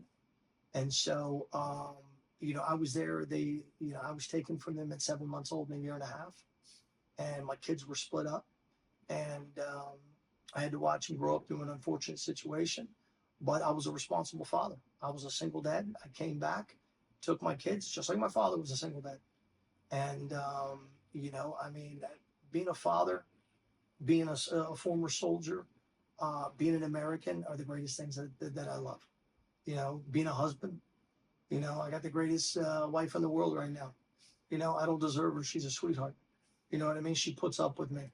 And, you know, she's my rock. She's my balance because of the stuff that I go through. I mean, I got things in the middle of the night I got to deal with. You know what I mean? The hot flashes, the kicking, the can't sleep, the screaming, the various different things. And I'm glad I have a solid family. But, you know, I invested in my family. And that's why I'm doing this podcast right now for my family and for the American people to say, you know what? You need to wake up. You need to study the U.S. Constitution. You need to understand what are your rights. If you don't know your rights under the U.S. Constitution and the Bill of Rights, if you don't know them and exercise them, they'll be gone. Yeah. It's a use or lose. Yeah. And right now, what people are getting told is that, you know, if we say something, this is wrong, this is wrong. Well, guess what? Free speech is free speech. Yeah. It doesn't make a difference what you say. When I listen to certain things and people say, well, that's hate speech, it's like this. Okay, whether I agree with you or disagree with you, the U.S. Constitution gives me the right, inalienable by God, to say whatever the hell I want to say. Yeah. Good, bad, or indifferent, with no filter. No question. Because we both understand that the only limitation is either direct threats or the incitement of violence. Now, exactly. Nathan's really emphasizing right now the exercising of your constitutional rights. True. And you know, we touched on the topic of, you know, some people want to police speech. Say that's wrong or that's wrong, you know, but as the Constitution, the First Amendment gives us the right to say whatever the hell we like. Even hate speech, there's precedents by the Supreme Court that do protect it in various details. And then I was going to get into the question of, you know, the limits seem to be is direct threats. Correct. Or the incitement of violence. Correct. But is that right? You know, is that a slippery slope still? Because a threat without action, and what is incitement? I can't force people to do something just by my words. No. No. So is that my responsibility? It is a slippery slope. But I think we're all smart enough to realize what is a responsibility, what is culpable action and unculpable action. If you're telling someone to do something that's wrong, that's wrong. You know what I mean? Don't do that. But if we get to a society that we can't freely exchange what free thoughts and ideas and this free flow of exchange of information, and we're putting parameters on our free flow of academic and, exchange, we're losing our society at that point. That's censorship. That's censorship. That's control. Yeah. We need the ability to articulate positions and feelings. Because if we go into an area and we say, okay, I have the personal choice to like someone or dislike someone for whatever reason I choose. It doesn't mean that you have the right to force me to like someone if I don't like them. Correct. Now you're getting into another avenue of trying to control my life. And we all are the sum total of all of our experiences. So, with that being said, each one of us are going to have a different opinion, thought process, observation. Let's just look at the five books of the Gospels: Mark, Matthew, Luke, and John. Same occurrences for the most part, different opinions, different viewpoints, different intellectual levels, different thought processes. So, does that make them all wrong? No. And it should be unbridled. That's what makes America great. That we don't have a president or a dictator or anyone else to tell us what we're going to think. That's why we have the greatest, whether it be authors, entertainers, music, because it is a free range for us to be able to express us. And that's the First Amendment of the Constitution. Freedom of expression. Yes. However we choose to express. You know, I recall years back when I was in the martial art industry, and I had ran a training program in Virginia Beach, and I invited everybody, all different martial artists, to come to the school with the instructors, and that we train at a 50% and we push beyond the limits. So the state athletic commission comes in and says, "You're running underground fights." No, I'm not. I'm a martial artist with a practical application of my freedom of expression. Now, if we're doing a sport, What was this? this was 2006. I went to martial arts school, had about 225 students. Because you got out of the In 2005, that's what I had Virginia. mentioned. Right, that's what I had mentioned. The martial art and the security industry was open their arms to me. Right. I got back into teaching. Ended up purchasing a school that was already there. Had been around a long time. Had over 200 and some students. Loved it, and it was really about teaching not just the physical side, but the philosophical principle, Which is very important. which is really important. Which is something that It's the base you need before you do it the physical. is, you know, and that's something that I'm working on now because of some of my physical limitations of being having some physical handicaps. I'm working on a martial art program that my oldest son, which is a two-time teenage MMA world champion. Yeah, 2013, your boy 2014. there is. He's teaching self-defense in another country now, and he's pushing that along. And we have a leadership school that's coming along with it. That will be, you're going from white belt to black belt, and then in that, you're getting a leadership academy along with it. That'll be an online program that you'll be able to do. So there's things that we're trying to make a difference. I've got a nonprofit now that it's been up for quite a few years. We've been fighting against human trafficking and educating. Where's that primarily based out of? It's based out of here. We're a 508, a Christian-based organization, faith-based, but we've been running operations in South America. We've been doing it, teaching and educating. Any particular country? Yeah, we've been doing it in Lima, Peru. And we've been educating and teaching, doing free classes and everything else. Because the beginning of everything is about education. That's what this podcast is about. It's about education. Yes. That's what this is. How do we educate to renew our mind, renew our thoughts, renew everything, get back to our country and our Constitution? That's what gives us the ability to do what we want to do. And, I'm just trying to make a difference in the world. You know, one of the phrases I say a lot to myself is from Muhammad Gandhi, is be the change you want to see in the world. And I resonate on that. I resonate with the past experiences, and right now, through writing books, I'm sharing that, it's a therapy as well. I got 3 more in progress right now. I'll have 1 more out by the end of the year. But it's all about educating the public and educating society to say, hey, look, save what we have, protect ourselves, but continuously to educate. It's that Kaizen principle, self-improvement continuously all the time. And education doesn't necessarily come from a traditional format. It comes from podcasts like this. It comes from teaching and working with others and having good conversations and bringing us back. What keeps us all in line? Our Constitution. Yeah. You know, and I keep coming back to that because that is what brings everyone together, and everything comes back under that format, under the U.S. Constitution and the Bill of Rights. And so, you know, as Asa was talking about beforehand, yeah, we've got the nonprofit that's down there. We were looking to expand it and get more involved, networking with others, but continue bringing truth to the table. You know, I know we can't cover everything in one night. We can touch on the yeah. iceberg. I still wanna. So from 2005, up until the pandemic, what were you doing? 2005. I went up to Virginia. Went to Virginia from there, and then came back to Florida in 2008, raising kids, being a dad, struggling just like everybody else. You know, with multiple issues, dealing with knowing with what you know and dealing with it, and worried about always looking over your shoulder. But at this point, you were no longer involved. Really, No, not at all. No. Because after that, they wiped their hands with you. Yeah, they actually. What was interesting is that after I involved with them, it was like it was about 2009, 10, 11. They started coming back saying, "Hey, you want to work? You want to do this? You want to do that?"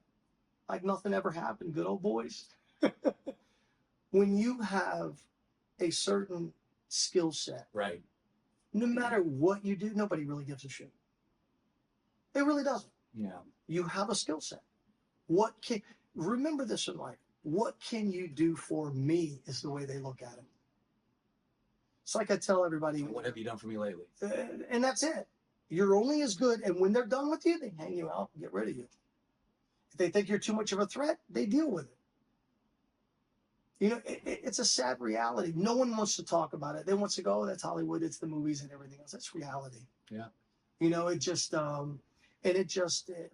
then what, unfortunately, what a lot of Americans don't realize is that the truth is more bizarre than the fake made up bullshit. Truth is stranger than fiction. It is. Well, absolutely, it's stranger than fiction.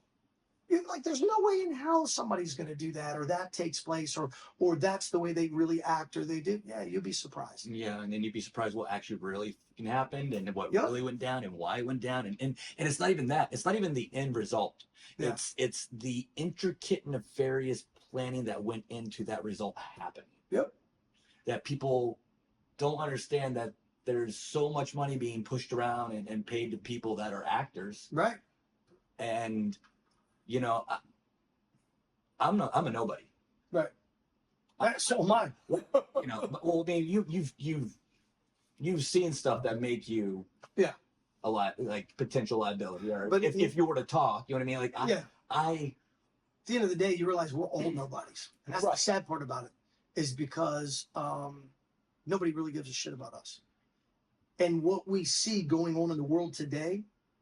What we see in the Middle East and the way they're treating others is a precursor for what they're going to do with us. So that's actually a good segue. Let me check here. We should be good to talk on Instagram for it cuts us off. So I want to shift the conversation, since I feel we've kind of covered your background. Right. People understand where you're coming from. Mm-hmm. So now let's talk about the state of the country.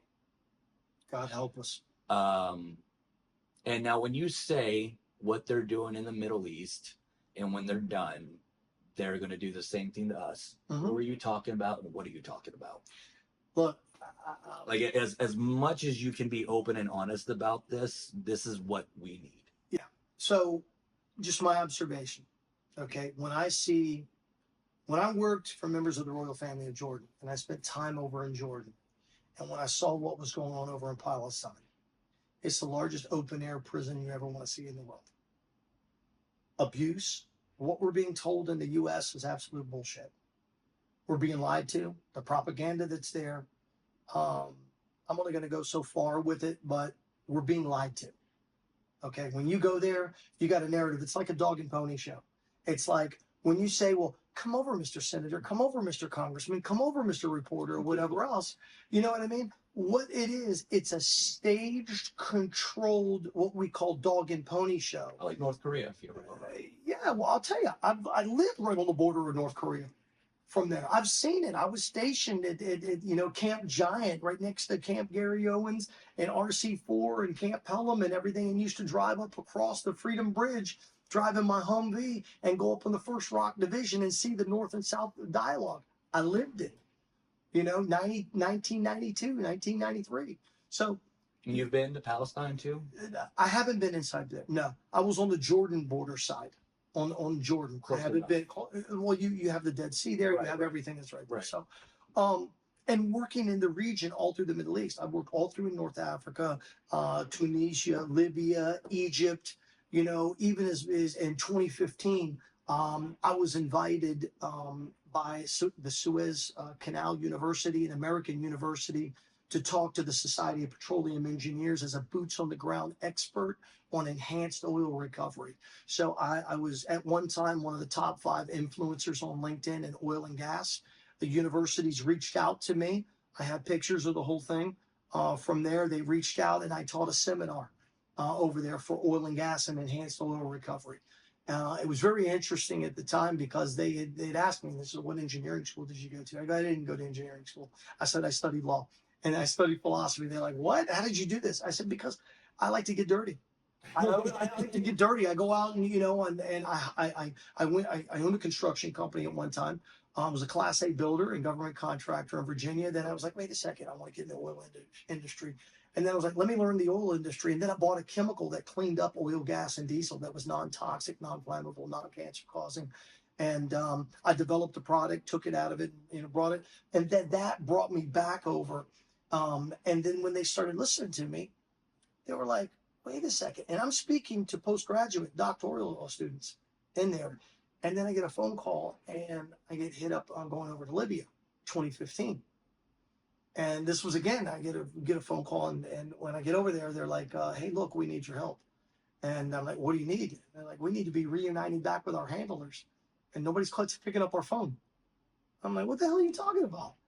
They're like, well, we used to work with the agency all the time here. And then all of a sudden when Obama came in, they came in, Gaddafi was killed, the gold was stolen, this was done, and everything else. And they're like, we need to get reconnected. And I said, well, okay, I'll make some phone call. I'll call one of my ambassador friends and then don't call. They're like, no, we're not talking to anybody on the left. Democrats. They're like, no, we will not. They go, that's who caused this problem. Fair enough. They were like, no, that's what, and I'll leave it at that from there. But going back to Palestine and just like to kind of hit home again, because like the narrative that's being pushed right now, right? Because you see what I'm posting, right? And I got to get away from the fucking comments. This is like anybody that when they first hit their rise, you're still reacting to everybody pushing back against you. But I post all this trying to spread the truth about what's really going on in Israel and Palestine, and only the pushback that I get is, oh, you're just anti-Israel, or you're just pro-Islam, or you're just, they literally are like, oh, well, if they wouldn't have done October 7th, that's like their only. It's like they think history didn't begin until October 7th. Look, I don't dislike anybody. I don't. I treat people the way I want to be treated. I treat people directly how I'm treated. I reciprocate back. And I follow the evidence. Yeah. There's an old saying, if you follow the money, you'll find the criminal. Right. Just follow the evidence. Be open-minded and follow the evidence. From your observation, could you give the audience your summary of the start of the lay it out, and how unfortunate they've been since this whole Balfour Declaration has taken place? Well, let me just put it like this. I, as a former U.S. military member, cannot fathom any reason to murder in cold blood over 40,000 women and children. And that's just been since October 7th. all I'm going to say, war is hell. But then you have a just mass destruction of brutal murders. And this, where is the justification? And this has been happening since before. You know, this is what you know. I'm hoping you can open up here because I try to talk about this. You know, Right. I have a whole post laying out literally Right. like 5 huge events that happened before Right. October 7th. So if people thought that there was peace, and all of a sudden the Palestinians just decided to, I mean, they're not even, you can't even call Hamas terrorists because they're rebels. They're resistance fighters. So let me ask you this. If somebody breaks into your home. Right. Which the analogy that we're using is Israel breaking in. Right. Somebody breaks into your home. Israel. They came there, they planted themselves. And they hurt your wife and children. Right. What are you going to do as a man? What is your obligation under our Creator? Mm-hmm. You are the responsible party for your family. I don't care what religion, what country, what this, whatever else. As from the Creator of the heaven and the earth, the ordained structure, man is responsible for his helpmeet and his children. He is the defender, the protector. That is his duty as a man. I'm not even talking about obligation. That is his duty. My job is to protect my family. And if I have an invader coming in my home, even in this country, we have the stand your ground law. Yeah. We need to stand our ground. These are concepts that I'm not pointing fingers at anybody. And that's the reason why I'm not mentioning names. You want to mention the names? I want names of people, but that we're talking about we are talking about the Israel and Palestine conflict. That's what's being discussed, and we're talking the scenario that we have a right. Everyone has a right to defend themselves. Now, let's talk about rules of engagement, because I've authored a book on self-defense. Mm-hmm. Okay. And you're inalienable. And you have a degree in law. And I have a Ph.D. in philosophy with a major in law, and I am apostilled in all Geneva Hague Convention countries. And then I have another notary, an international notary, on all non-Geneva Hague conventions, Geneva Hague countries, recognizing me as a PhD in philosophy and international law. That has nothing so according to Geneva law, what can I just ask you a question here? Sure. On October 7th, what Hamas did, was that within the Geneva Convention, since they are considered an occupied territory? Let's look. But just be honest. Like, don't tiptoe around it. So I'm not going because people are going to eat this alive. So let me ask you. Let me ask you this here, and I'm going to answer your question. So let's look at who is Hamas. They were funded originally by Israel as controlled opposition, correct? But then later on, they just weren't down with it. They couldn't keep doing it. So you have a group of people. Am I correct on that? So you have a group of people. But am I correct on that? Yeah. I'm going to delineate. So you have a group of people that did not like Yasser Arafat and the Palestinian Liberation Organization, which was the de facto government. Okay? They didn't like them. They wanted to oppose. So now you have somebody who comes to them and says... Comes to Israel? No, you have an outside party that has an interest, okay? Which is? Benjamin Netanyahu. Okay. And his political party. He didn't like... So, okay, so... just hold on real quick. Again, I have to just take into consideration. Right. I'm following you. Right. I need to make sure this makes sense to them. Okay. So we're not talking about a faction within Palestine that doesn't like the leadership. No. We have an outside force, Benjamin Netanyahu, in the Israeli government that doesn't like the leadership and the resistance within. You have Palestine. both. You have both. There was a faction. There's a faction inside Palestine that did not agree with the Palestinian Liberation Organization. And so they had common interests. So they had a common interest. Okay. Same thing that happened back in Germany. There was a common interest that was a unified party that came together to do certain things. But right. I'm not going to get into that. But now you have a common interest, and they says, look, I will give you the funding if you follow my directive. And they go, well, we can't do anything either the other way. Of course, you give me the money, I'll do what you tell me to do. And that's the formation of Hamas. And that's the formation of Hamas. But then after a while, though. Now, that funding continued, facilitated through Qatar. Yeah. In excess of $1.4 billion that have been verified by the former Prime Minister of Israel. Right. So now you got a group, and the directive was never allow us to go to a two-party state. Okay. Terrorize your own people, the Palestinians, so that we have an excuse to never go to a two-party state. So even to this day, Hamas still operates that way. They have a directive. They're being paid. Okay. So, and this is just important to understand, because again, October 7th, under the Hannibal Protocol. I know Israel killed most of its own people. And that was the thing, so that you never get taken as hostage. Right. So just so, because we're learning about you, people are still learning about me. A lot of people, the problem with most people, especially in this country, is they refuse to swallow their pride and accept new information to change their opinions. Based on what you just told me, I've been calling Hamas resistance fighters, but according to you, they're actually not. It's just controlled opposition, even still to this day. Hey, what do you think ISIS is? Well, I understand that. ISIL is? I know. What do you think a lot of I know between the United States government, between the Israeli government, we founded the Taliban, we founded Al Qaeda, we founded ISIS, and I know right now Israel is funding ISIS in Syria. Fortunately, I just plugged myself out there enough to pick this up, but it all makes sense, and then you see what's going to happen. Can you? Because again, I want this. I need some chunks of information that is going to force people to sit here as we're listening, and for them to really be like, "Fuck."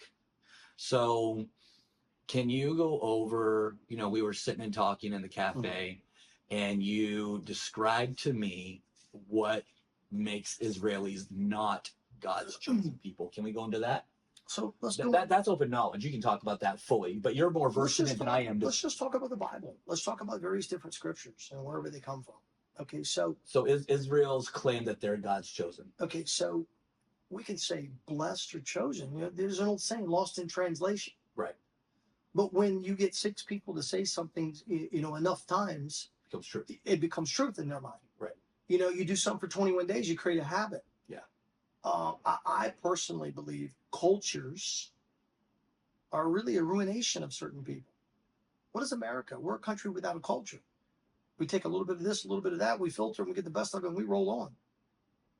You understand what I mean? Yeah. We get stuck in ideology. We get stuck in certain places, and we can't move forward. No different than Moses, was supposed to be there for 40 days, ended up being 40 years. Why? Because he had a lot. He could not remove the veil, and he was never allowed in the promised land. So think about how people are.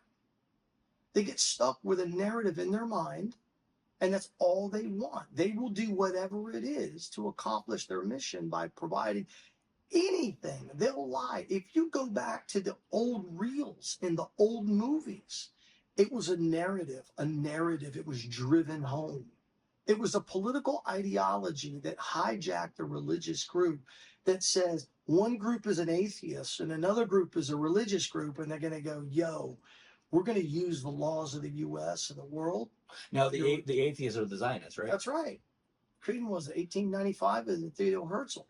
Exactly. So just to really nail this home, as I'm trying to refer to the conversation that we had over 6 hours, and there's certain bits and pieces I remember talking about that I really want to flesh out in this podcast, because it's this is not just for me. This is I want people to get to know you, and I don't want them to question you. And I want this all to be positive for you. So I know there's certain things within your past, so I'm not going to talk about it anymore. But you're just more versed in things that I can't recollect right now, because I'll admit I haven't read the whole Bible. I haven't read all this stuff.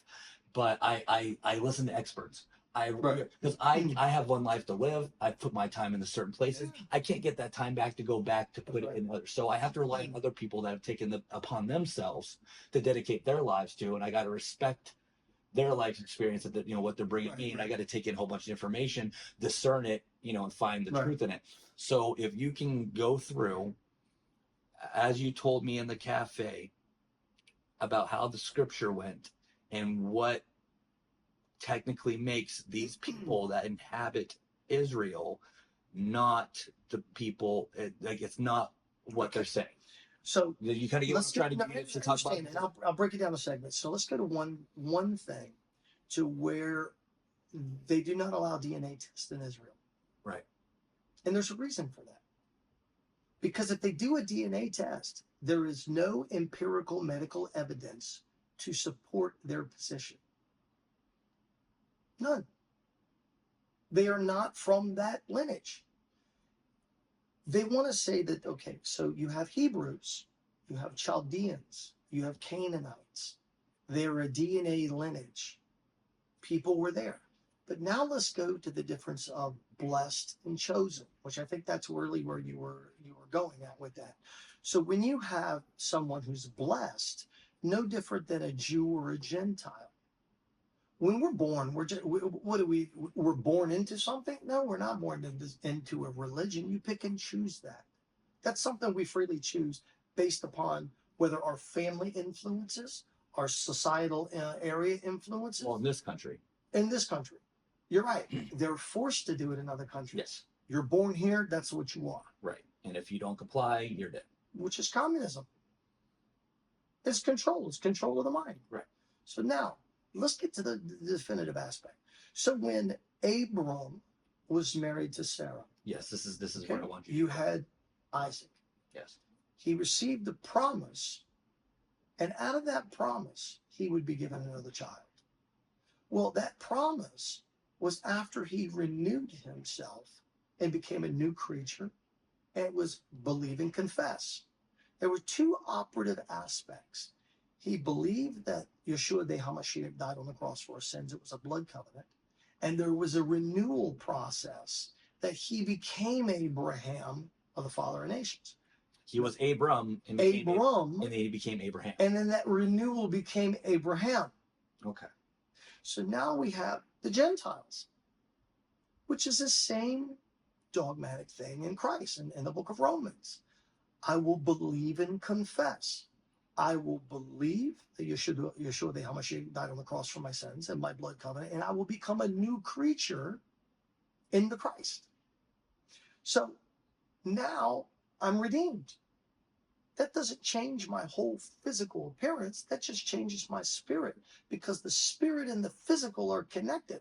Hence, we don't wrestle against flesh and blood, the spiritual wickedness in high places. It is an emotional, spiritual battle. Not everything is a physical battle. It's a metaphor of an internal struggle. And I think that's where a lot of people get confused, is they go, okay. So Israel itself is not a place. Israel, no. That's the reason why, if you look at right now, and 51% of the world's Jewish community lives in the United States, and 30% is in Israel, and then 3% to 10% is broken down in other countries.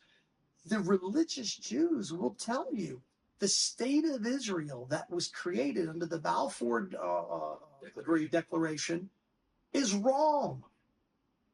Well, under international law, the ICJ just ruled like the whole thing was illegal to begin with. It was illegal. It wasn't Britain's giveaway. That's exactly right. So when we go back, if we understand Scripture, that's the reason why when I ask my friends, as a Christian, okay, I ask my friends, how can you say Judeo-Christian? They hate us. Can you describe that? Can you get into that? They do not believe. They believe anyone who is not of their truth is goyim. Right. We are only subhuman and only on the face of the earth to serve them. Now, is that Orthodox Judaism? I don't know. I'm not going to get it. I don't know whether it's Orthodox or non-Orthodox, but this comes from the Talmud, which is the real Bible, not the Torah. That's their scripture. So, okay, so I thought the Torah was the religion, and then that the Talmud is the people that were practicing it. It was their like open table talks on like how we should go about practicing. Does that make sense? Well, It's like as a Christian, right. I could either decide that I'm going to just be peaceful, Right. turn the other cheek, or I can say I'm going to use Christianity and say that Christianity needs to sweep the area, and, Right. and even by force, it doesn't matter. If you don't accept Christ, then you are wicked, and through God, I will smite you. There's a discussion there how we go about doing this, because there are in the past there have been Christian crusades, and I know it was a fight back, but certain things were done in such ways. If we look at when we utilize so loosely the term Christian, and you see the difference is everything else is a religion. Christianity is a faith. It's not a dogmatic thing. You do this, you get this. This is the differentiating line in the concrete, not line in the sand. Catholicism, everything else. If I work and I do this, I get this. If you work all week long and it's comes times for payday and you worked your butt off all 40 hours, right? And you don't get a paycheck, you're going to be pissed.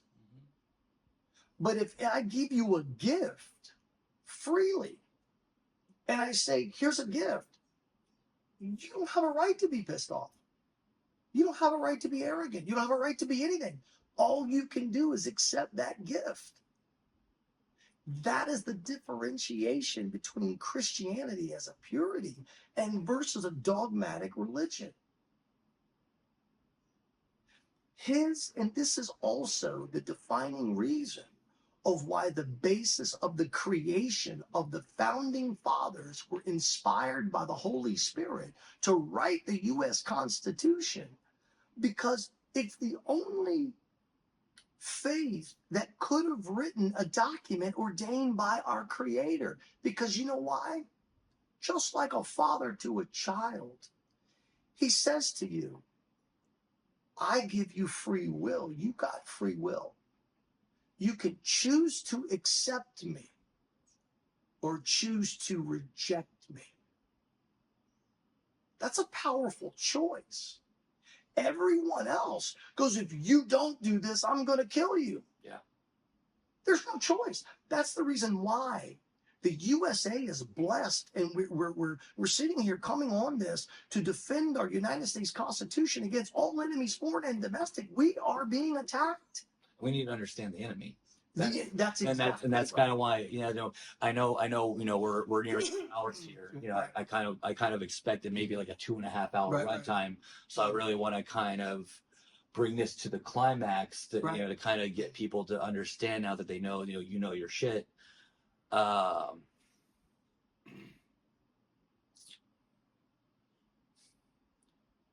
gonna make this kind of like a 2-part question. Okay. First, I'm not gonna say that there's not any danger coming from Islamic believers, because we do see a movement in Europe. We do see, and I think it's in Minnesota, there's a whole town that's all Muslim, and like in Europe right now, like they're starting to play the prayers out and stuff like that. It's kind of like, but we have good people, we have bad people. Right, but it's not. Can you? How can I say this? Can you kind of flesh out the difference between extreme, extremist, Islamist extremist, and the baseline Muslim? Yeah, I'm going to tell you this. Some of the people have treated me the most kind. The best is friends, and I have a mass cross section of friends. I have never had any of my Muslim friends ever treat me bad. They have always been respectful, kind, and they know I'm a Christian. Okay? They have been supportive, and they've even said to me, I'm glad you're a Christian. Never taken any offense to it whatsoever. I can't say, and I've been around a lot of them, spent an enormous amount of time on everything else. I've never been treated bad. I can't say, do you have good people? Do you have bad people? Yes. Mhm. And I think that's with every anything. group. That's every group. It's every group. It's personal choice. So, and that's 1A. This is 1B of that question. Do you think Islam's our greatest threat? No. Okay. So, question 2. Mm-hmm.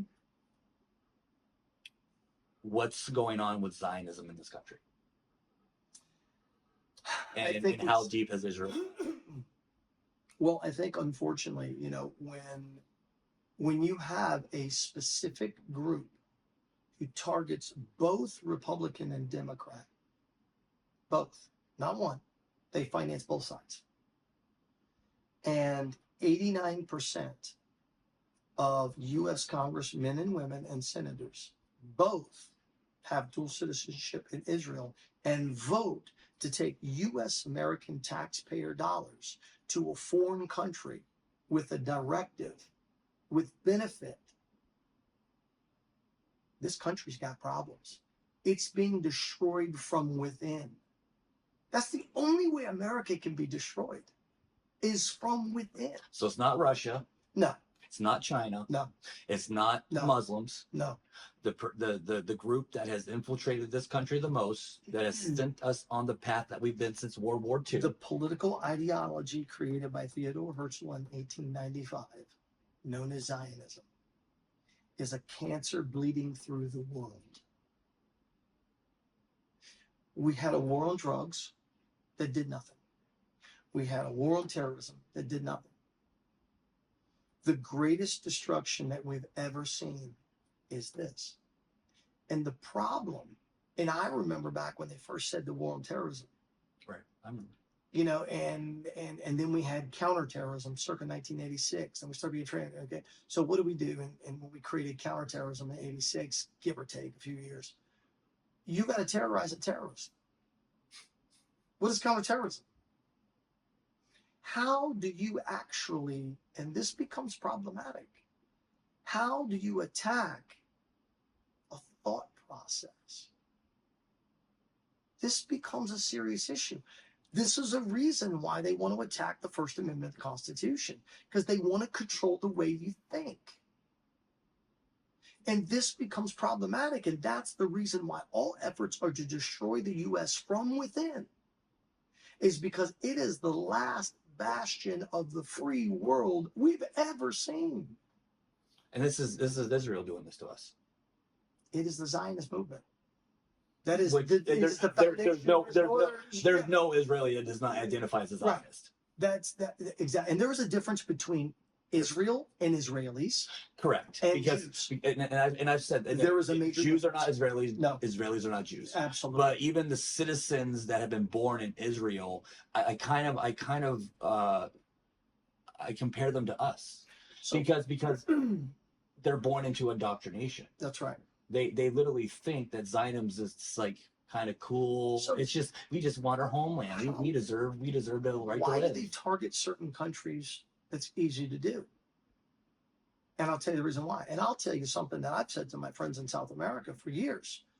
I'll ask my Peruvian friends, I'll ask my Colombian friends, and let's just say Peruvian friends for a moment. Okay. I'll ask them, do you think you're free? As a free person? Of course, they will. Of course. Okay, then why does your government give you permission to sign your name? And if you don't pay your taxes, you can't have the authority to sign your own name. What do you mean?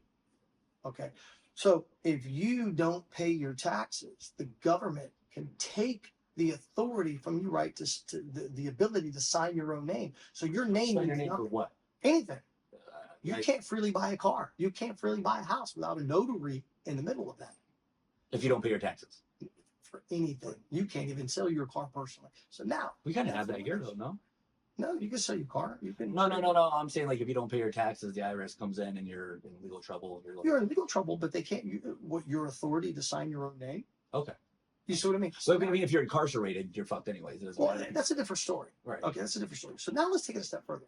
So I asked my friends in South America, why do you speak Spanish? And I asked them, are you Latino? And they go, yes. And I go, really? I go, where are you from? I'm from Colombia. I'm from Peru. I'm from Ecuador. I'm from here. I said, okay. So you're Colombian, you're Peruvian, You're Peruvian. you're Ecuadorian. You're Indian. Your native language is Quechua. You speak Spanish because a oppressive force forced their culture upon you. That was the Spanish invasion, right? That's right. They were coming for El Dorado. So I ask all my friends and ask everybody who goes, I'm Latino, I'm this, I'm that. I'm going, really? You allowed these countries to oppress you to the point you don't even know who you are. You speak a language that is not indigenous to your DNA. No different than what's going on right now. Here. They did it in Argentina.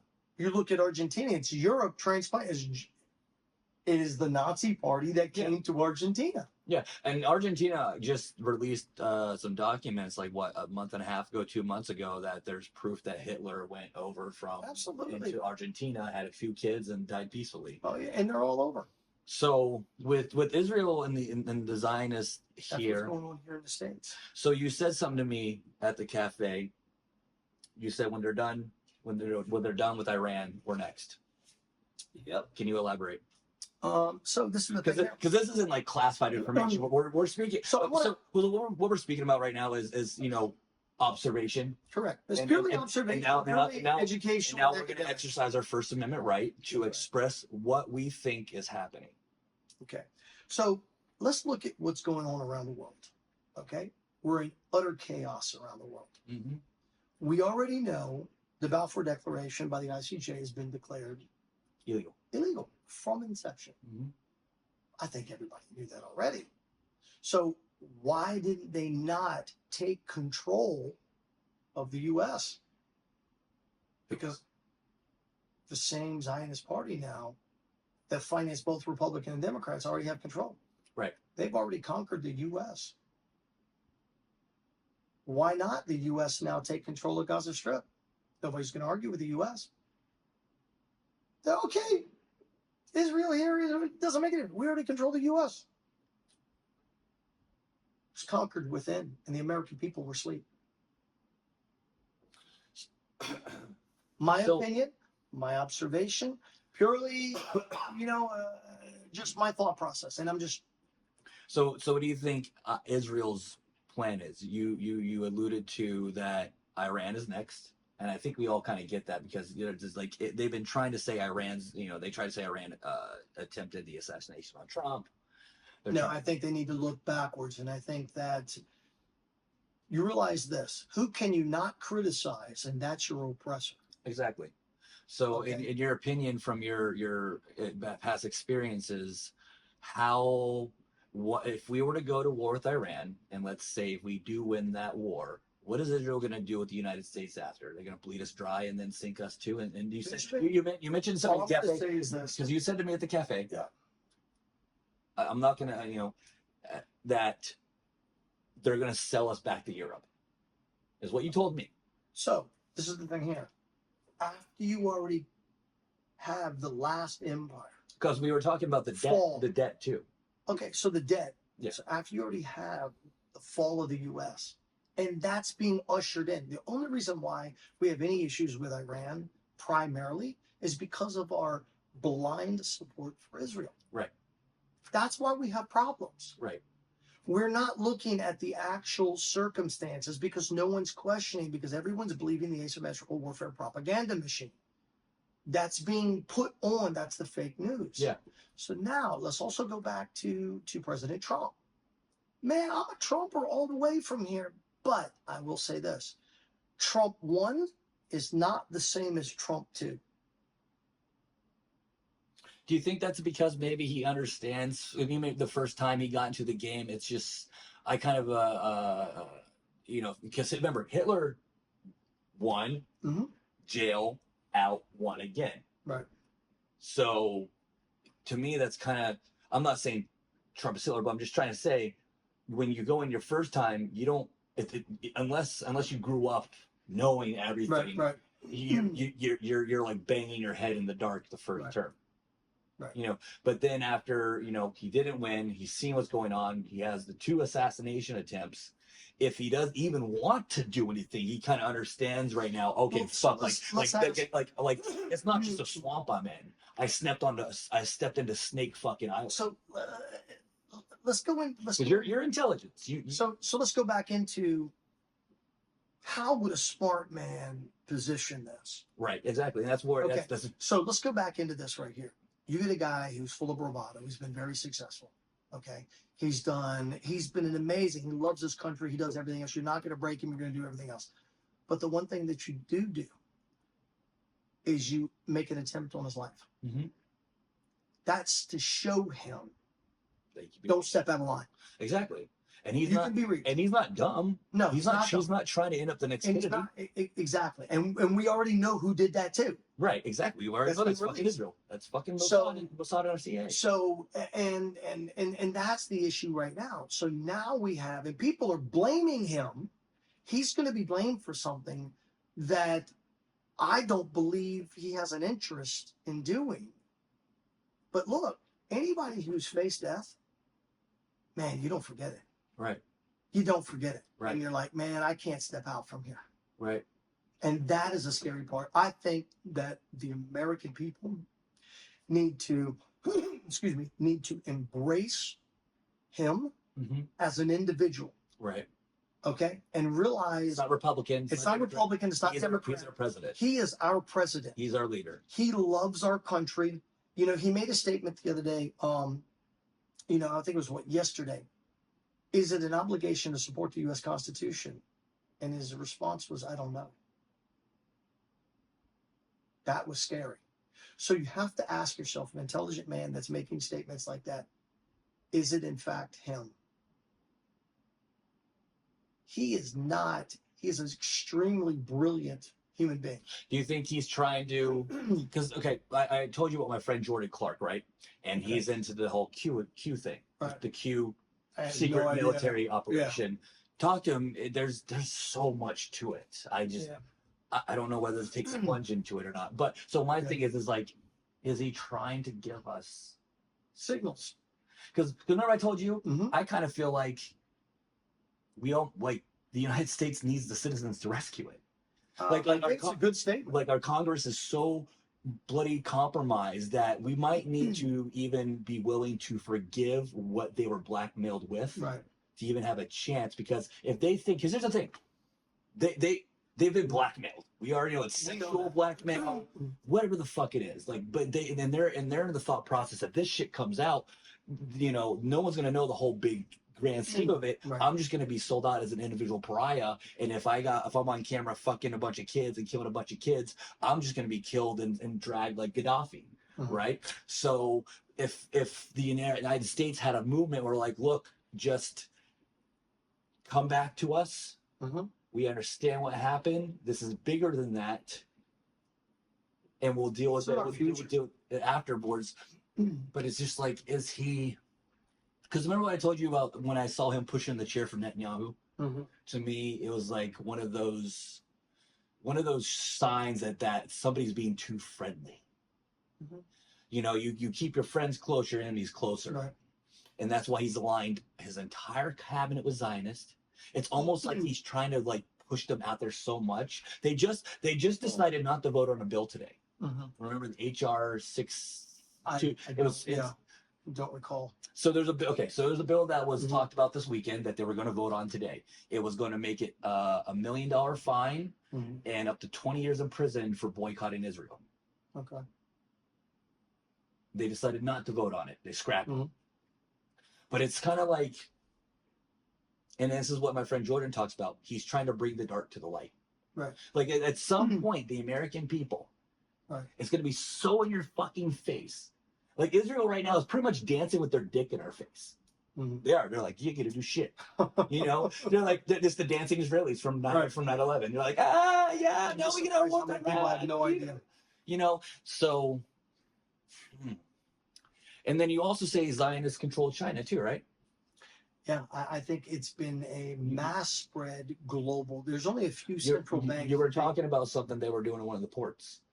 Yes. So what was very interesting is that the port of Haifa got taken over by a Chinese company called Koisco, and Koisco is state ran. So the question that What state? Where's all Koisco is this? the CCP, Communist. Okay, but where is this Communist port Party. though? For It's in Haifa. Haifa, Israel. Haifa? Okay. Israel. It's Haifa, Israel. So the question I would have is, since we've sent over billions every year, we train the military, we train everything. Yeah, Israel's not fucking it's from the U.S. Okay, they won't engage. They try to engage us in every war. Okay, right. So why would you not give that to a U.S. contractor? Why would you give your port over to the Chinese? And then the Chinese come down to South America and open the largest port in South America as they've been trying to encamp around. And now their partner is still with Israel. Where in South America are they? In Peru, port of Chancay. This is now, that port is the largest exportation of cocaine in all of South America. Now it'll be shipped over to Asia, diplomatic pouch, transshipped in, come in and floods Europe. We're now back to the Indochina wars. I mean, come on, what were we in Afghanistan for? Opium. Poppies, opium. The major players of the world, that's their slush funds. So why wasn't the U.S. involved? Now you would go and partner with a communist China and the same company. So Koisco is the port operator out of Chancay, Peru, and it's the same operator out of Haifa, Israel. And it's all the CCP. So like Trump was talking about trying to bring all the drugs into the country. Well, I mean, let's look at it. And that's another topic I really don't want to go in. I think a lot of people have put in there. They don't realize it is a major business. Yeah. And, all I can say is this. When you start to look at the Oxycontin, Oxycodone, opioid pandemic that we had here in this country, look at who owns the manufacturing facilities and look who's the benefactor of that money. I'm not even going to say it.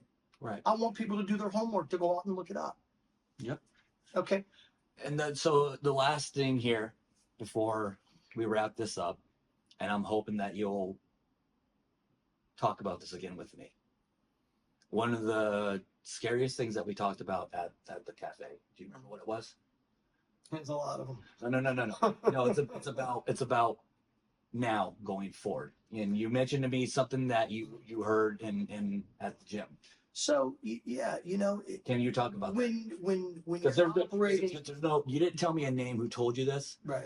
And it's not like you were briefed by the government about this. Nope. But can you reiterate to me? You said you were in the sauna, I think you said. Yeah. You were talking to a kid, and then this other guy told you, and then he told you something. Exactly. And that's what I want people to hear out of your mouth, not just me saying it. Here in South Florida, you'll be surprised. There are certain locations that you go to and people frequent. They're working for high net worth clients. They're doing certain things, and then they have their private time. And so one of the gentlemen who had moved, who's from Europe, came here to this country 20 some odd years ago. He's worked in a host of different areas. He's in a high profile position, and he says, I drive these people back and forth. And he says, this area will be a safe zone, but not the rest of the U.S. He goes, I drive for them. I listen. I hear a lot of conversations. He showed me a lot of pictures with a lot of high profile people that we know, from Hollywood to politics to old money. And he's like, this is not going to be safe. He goes, What is the area they are. So in a nutshell, you had told me that Mossad is operating out of Miami, and they're planning attacks, and they're bringing in Polish and Ukrainian mercenaries that are going to do attacks in the United States. We already have a lot of these militaries that go in back and forth, and they do R&R. They have Americans running their yachts for them, running sexual party boats all to the islands back and forth. They're now importing women with a $50,000 credit card.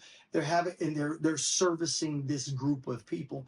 They're changing, and it's like they're transplanting white people, and they're transplanting others to come into this country that have no loyalty to this country. None. There are already cities here in South Florida that over 60% does not speak English or follow US laws anymore, to include all the police department. That's scary. That's the biggest middle finger to our country. And this is Zionist and Mossad, and it ties back to Israel. Every bit of it. That's the sad part about it. Our country has already been invaded. Americans need to be on a high alert. We need to be America only. We need to learn how to educate ourselves. We need to, and you know what? All I tell anybody, don't believe a damn thing I say. Go find the proof. Prove me wrong. All we're talking is an intellectual exchange of education back and forth. And I want to be 1,000,000,000% wrong. Absolutely. Yeah. That's all I can say. Yeah. When I travel and I look and I see and I observe and I go, it's not right. It's like somebody who does a certain profession for a certain period of time. It's in you. Yeah. You can't eliminate it. Yeah. What you see, you can never unsee. Yep. All you can do is follow. And, in conclusion, I love my country. I love God. I love my family. I swore to defend the United States Constitution against all enemies, foreign and domestic. And I'm here to say every American needs to have a wake-up call. And you need to challenge and educate yourself. Don't do anything stupid. Don't go out and do anything. Yes, this is not a call to violence. This is not a call to violence. No way. Okay. This is to educate yourself, educate your constitutional rights, study to show yourself improve, and the truth will set you free. And what bonds us all together, especially any one of you out there that have ever taken an oath to this country, we took an oath to the US Constitution. We didn't take an oath to the Republican, Democrat, Independent, left, right, up, down, sideways, or whatever else. We love our country because guess what? We are the beacon of the world. We have been, we will be, and we need to preserve that. But it has to come from opening your eyes and educating yourself. You know what's funny? You watch videos of kids back from like the 40s, 50s, 60s, and those little fuckers at 5 years old could recite to you the Constitution. Absolutely. Absolutely. Nate, I really, meeting people like you that have the real experience, that know what's going on because you've seen it, you're connected, some of the players in the game. For you to come on and talk with me about this, I'm really grateful. It's not about me. Right. No, I understand. One man versus this machine. I'll never be talked about ever again. I'll be tarnished. My name will not go anywhere. My kids will believe whatever story they tell. Whenever you get so close to the truth, that's the model. Yeah. Berate you, tarnish you, you're nobody, you're a piece of crap, you're a liar, you're this. That is the model, unfortunately. But this is to the truth. But this is for them. This is for the country. I hope everybody's been following along with us. I hope you found some of this information insightful and useful. Again, there's no agenda here except to come to the truth, open your eyes, and know there's real people out here that just care enough to, even talking like this is potentially dangerous for us. But as men and women, more so the men, we're blessed to have the Constitution. It's your civic duty to be educated. It's your civic duty to find the truth. And then whatever you need to do from there, the Constitution lays out the groundwork for how you can proceed based upon the information that you have.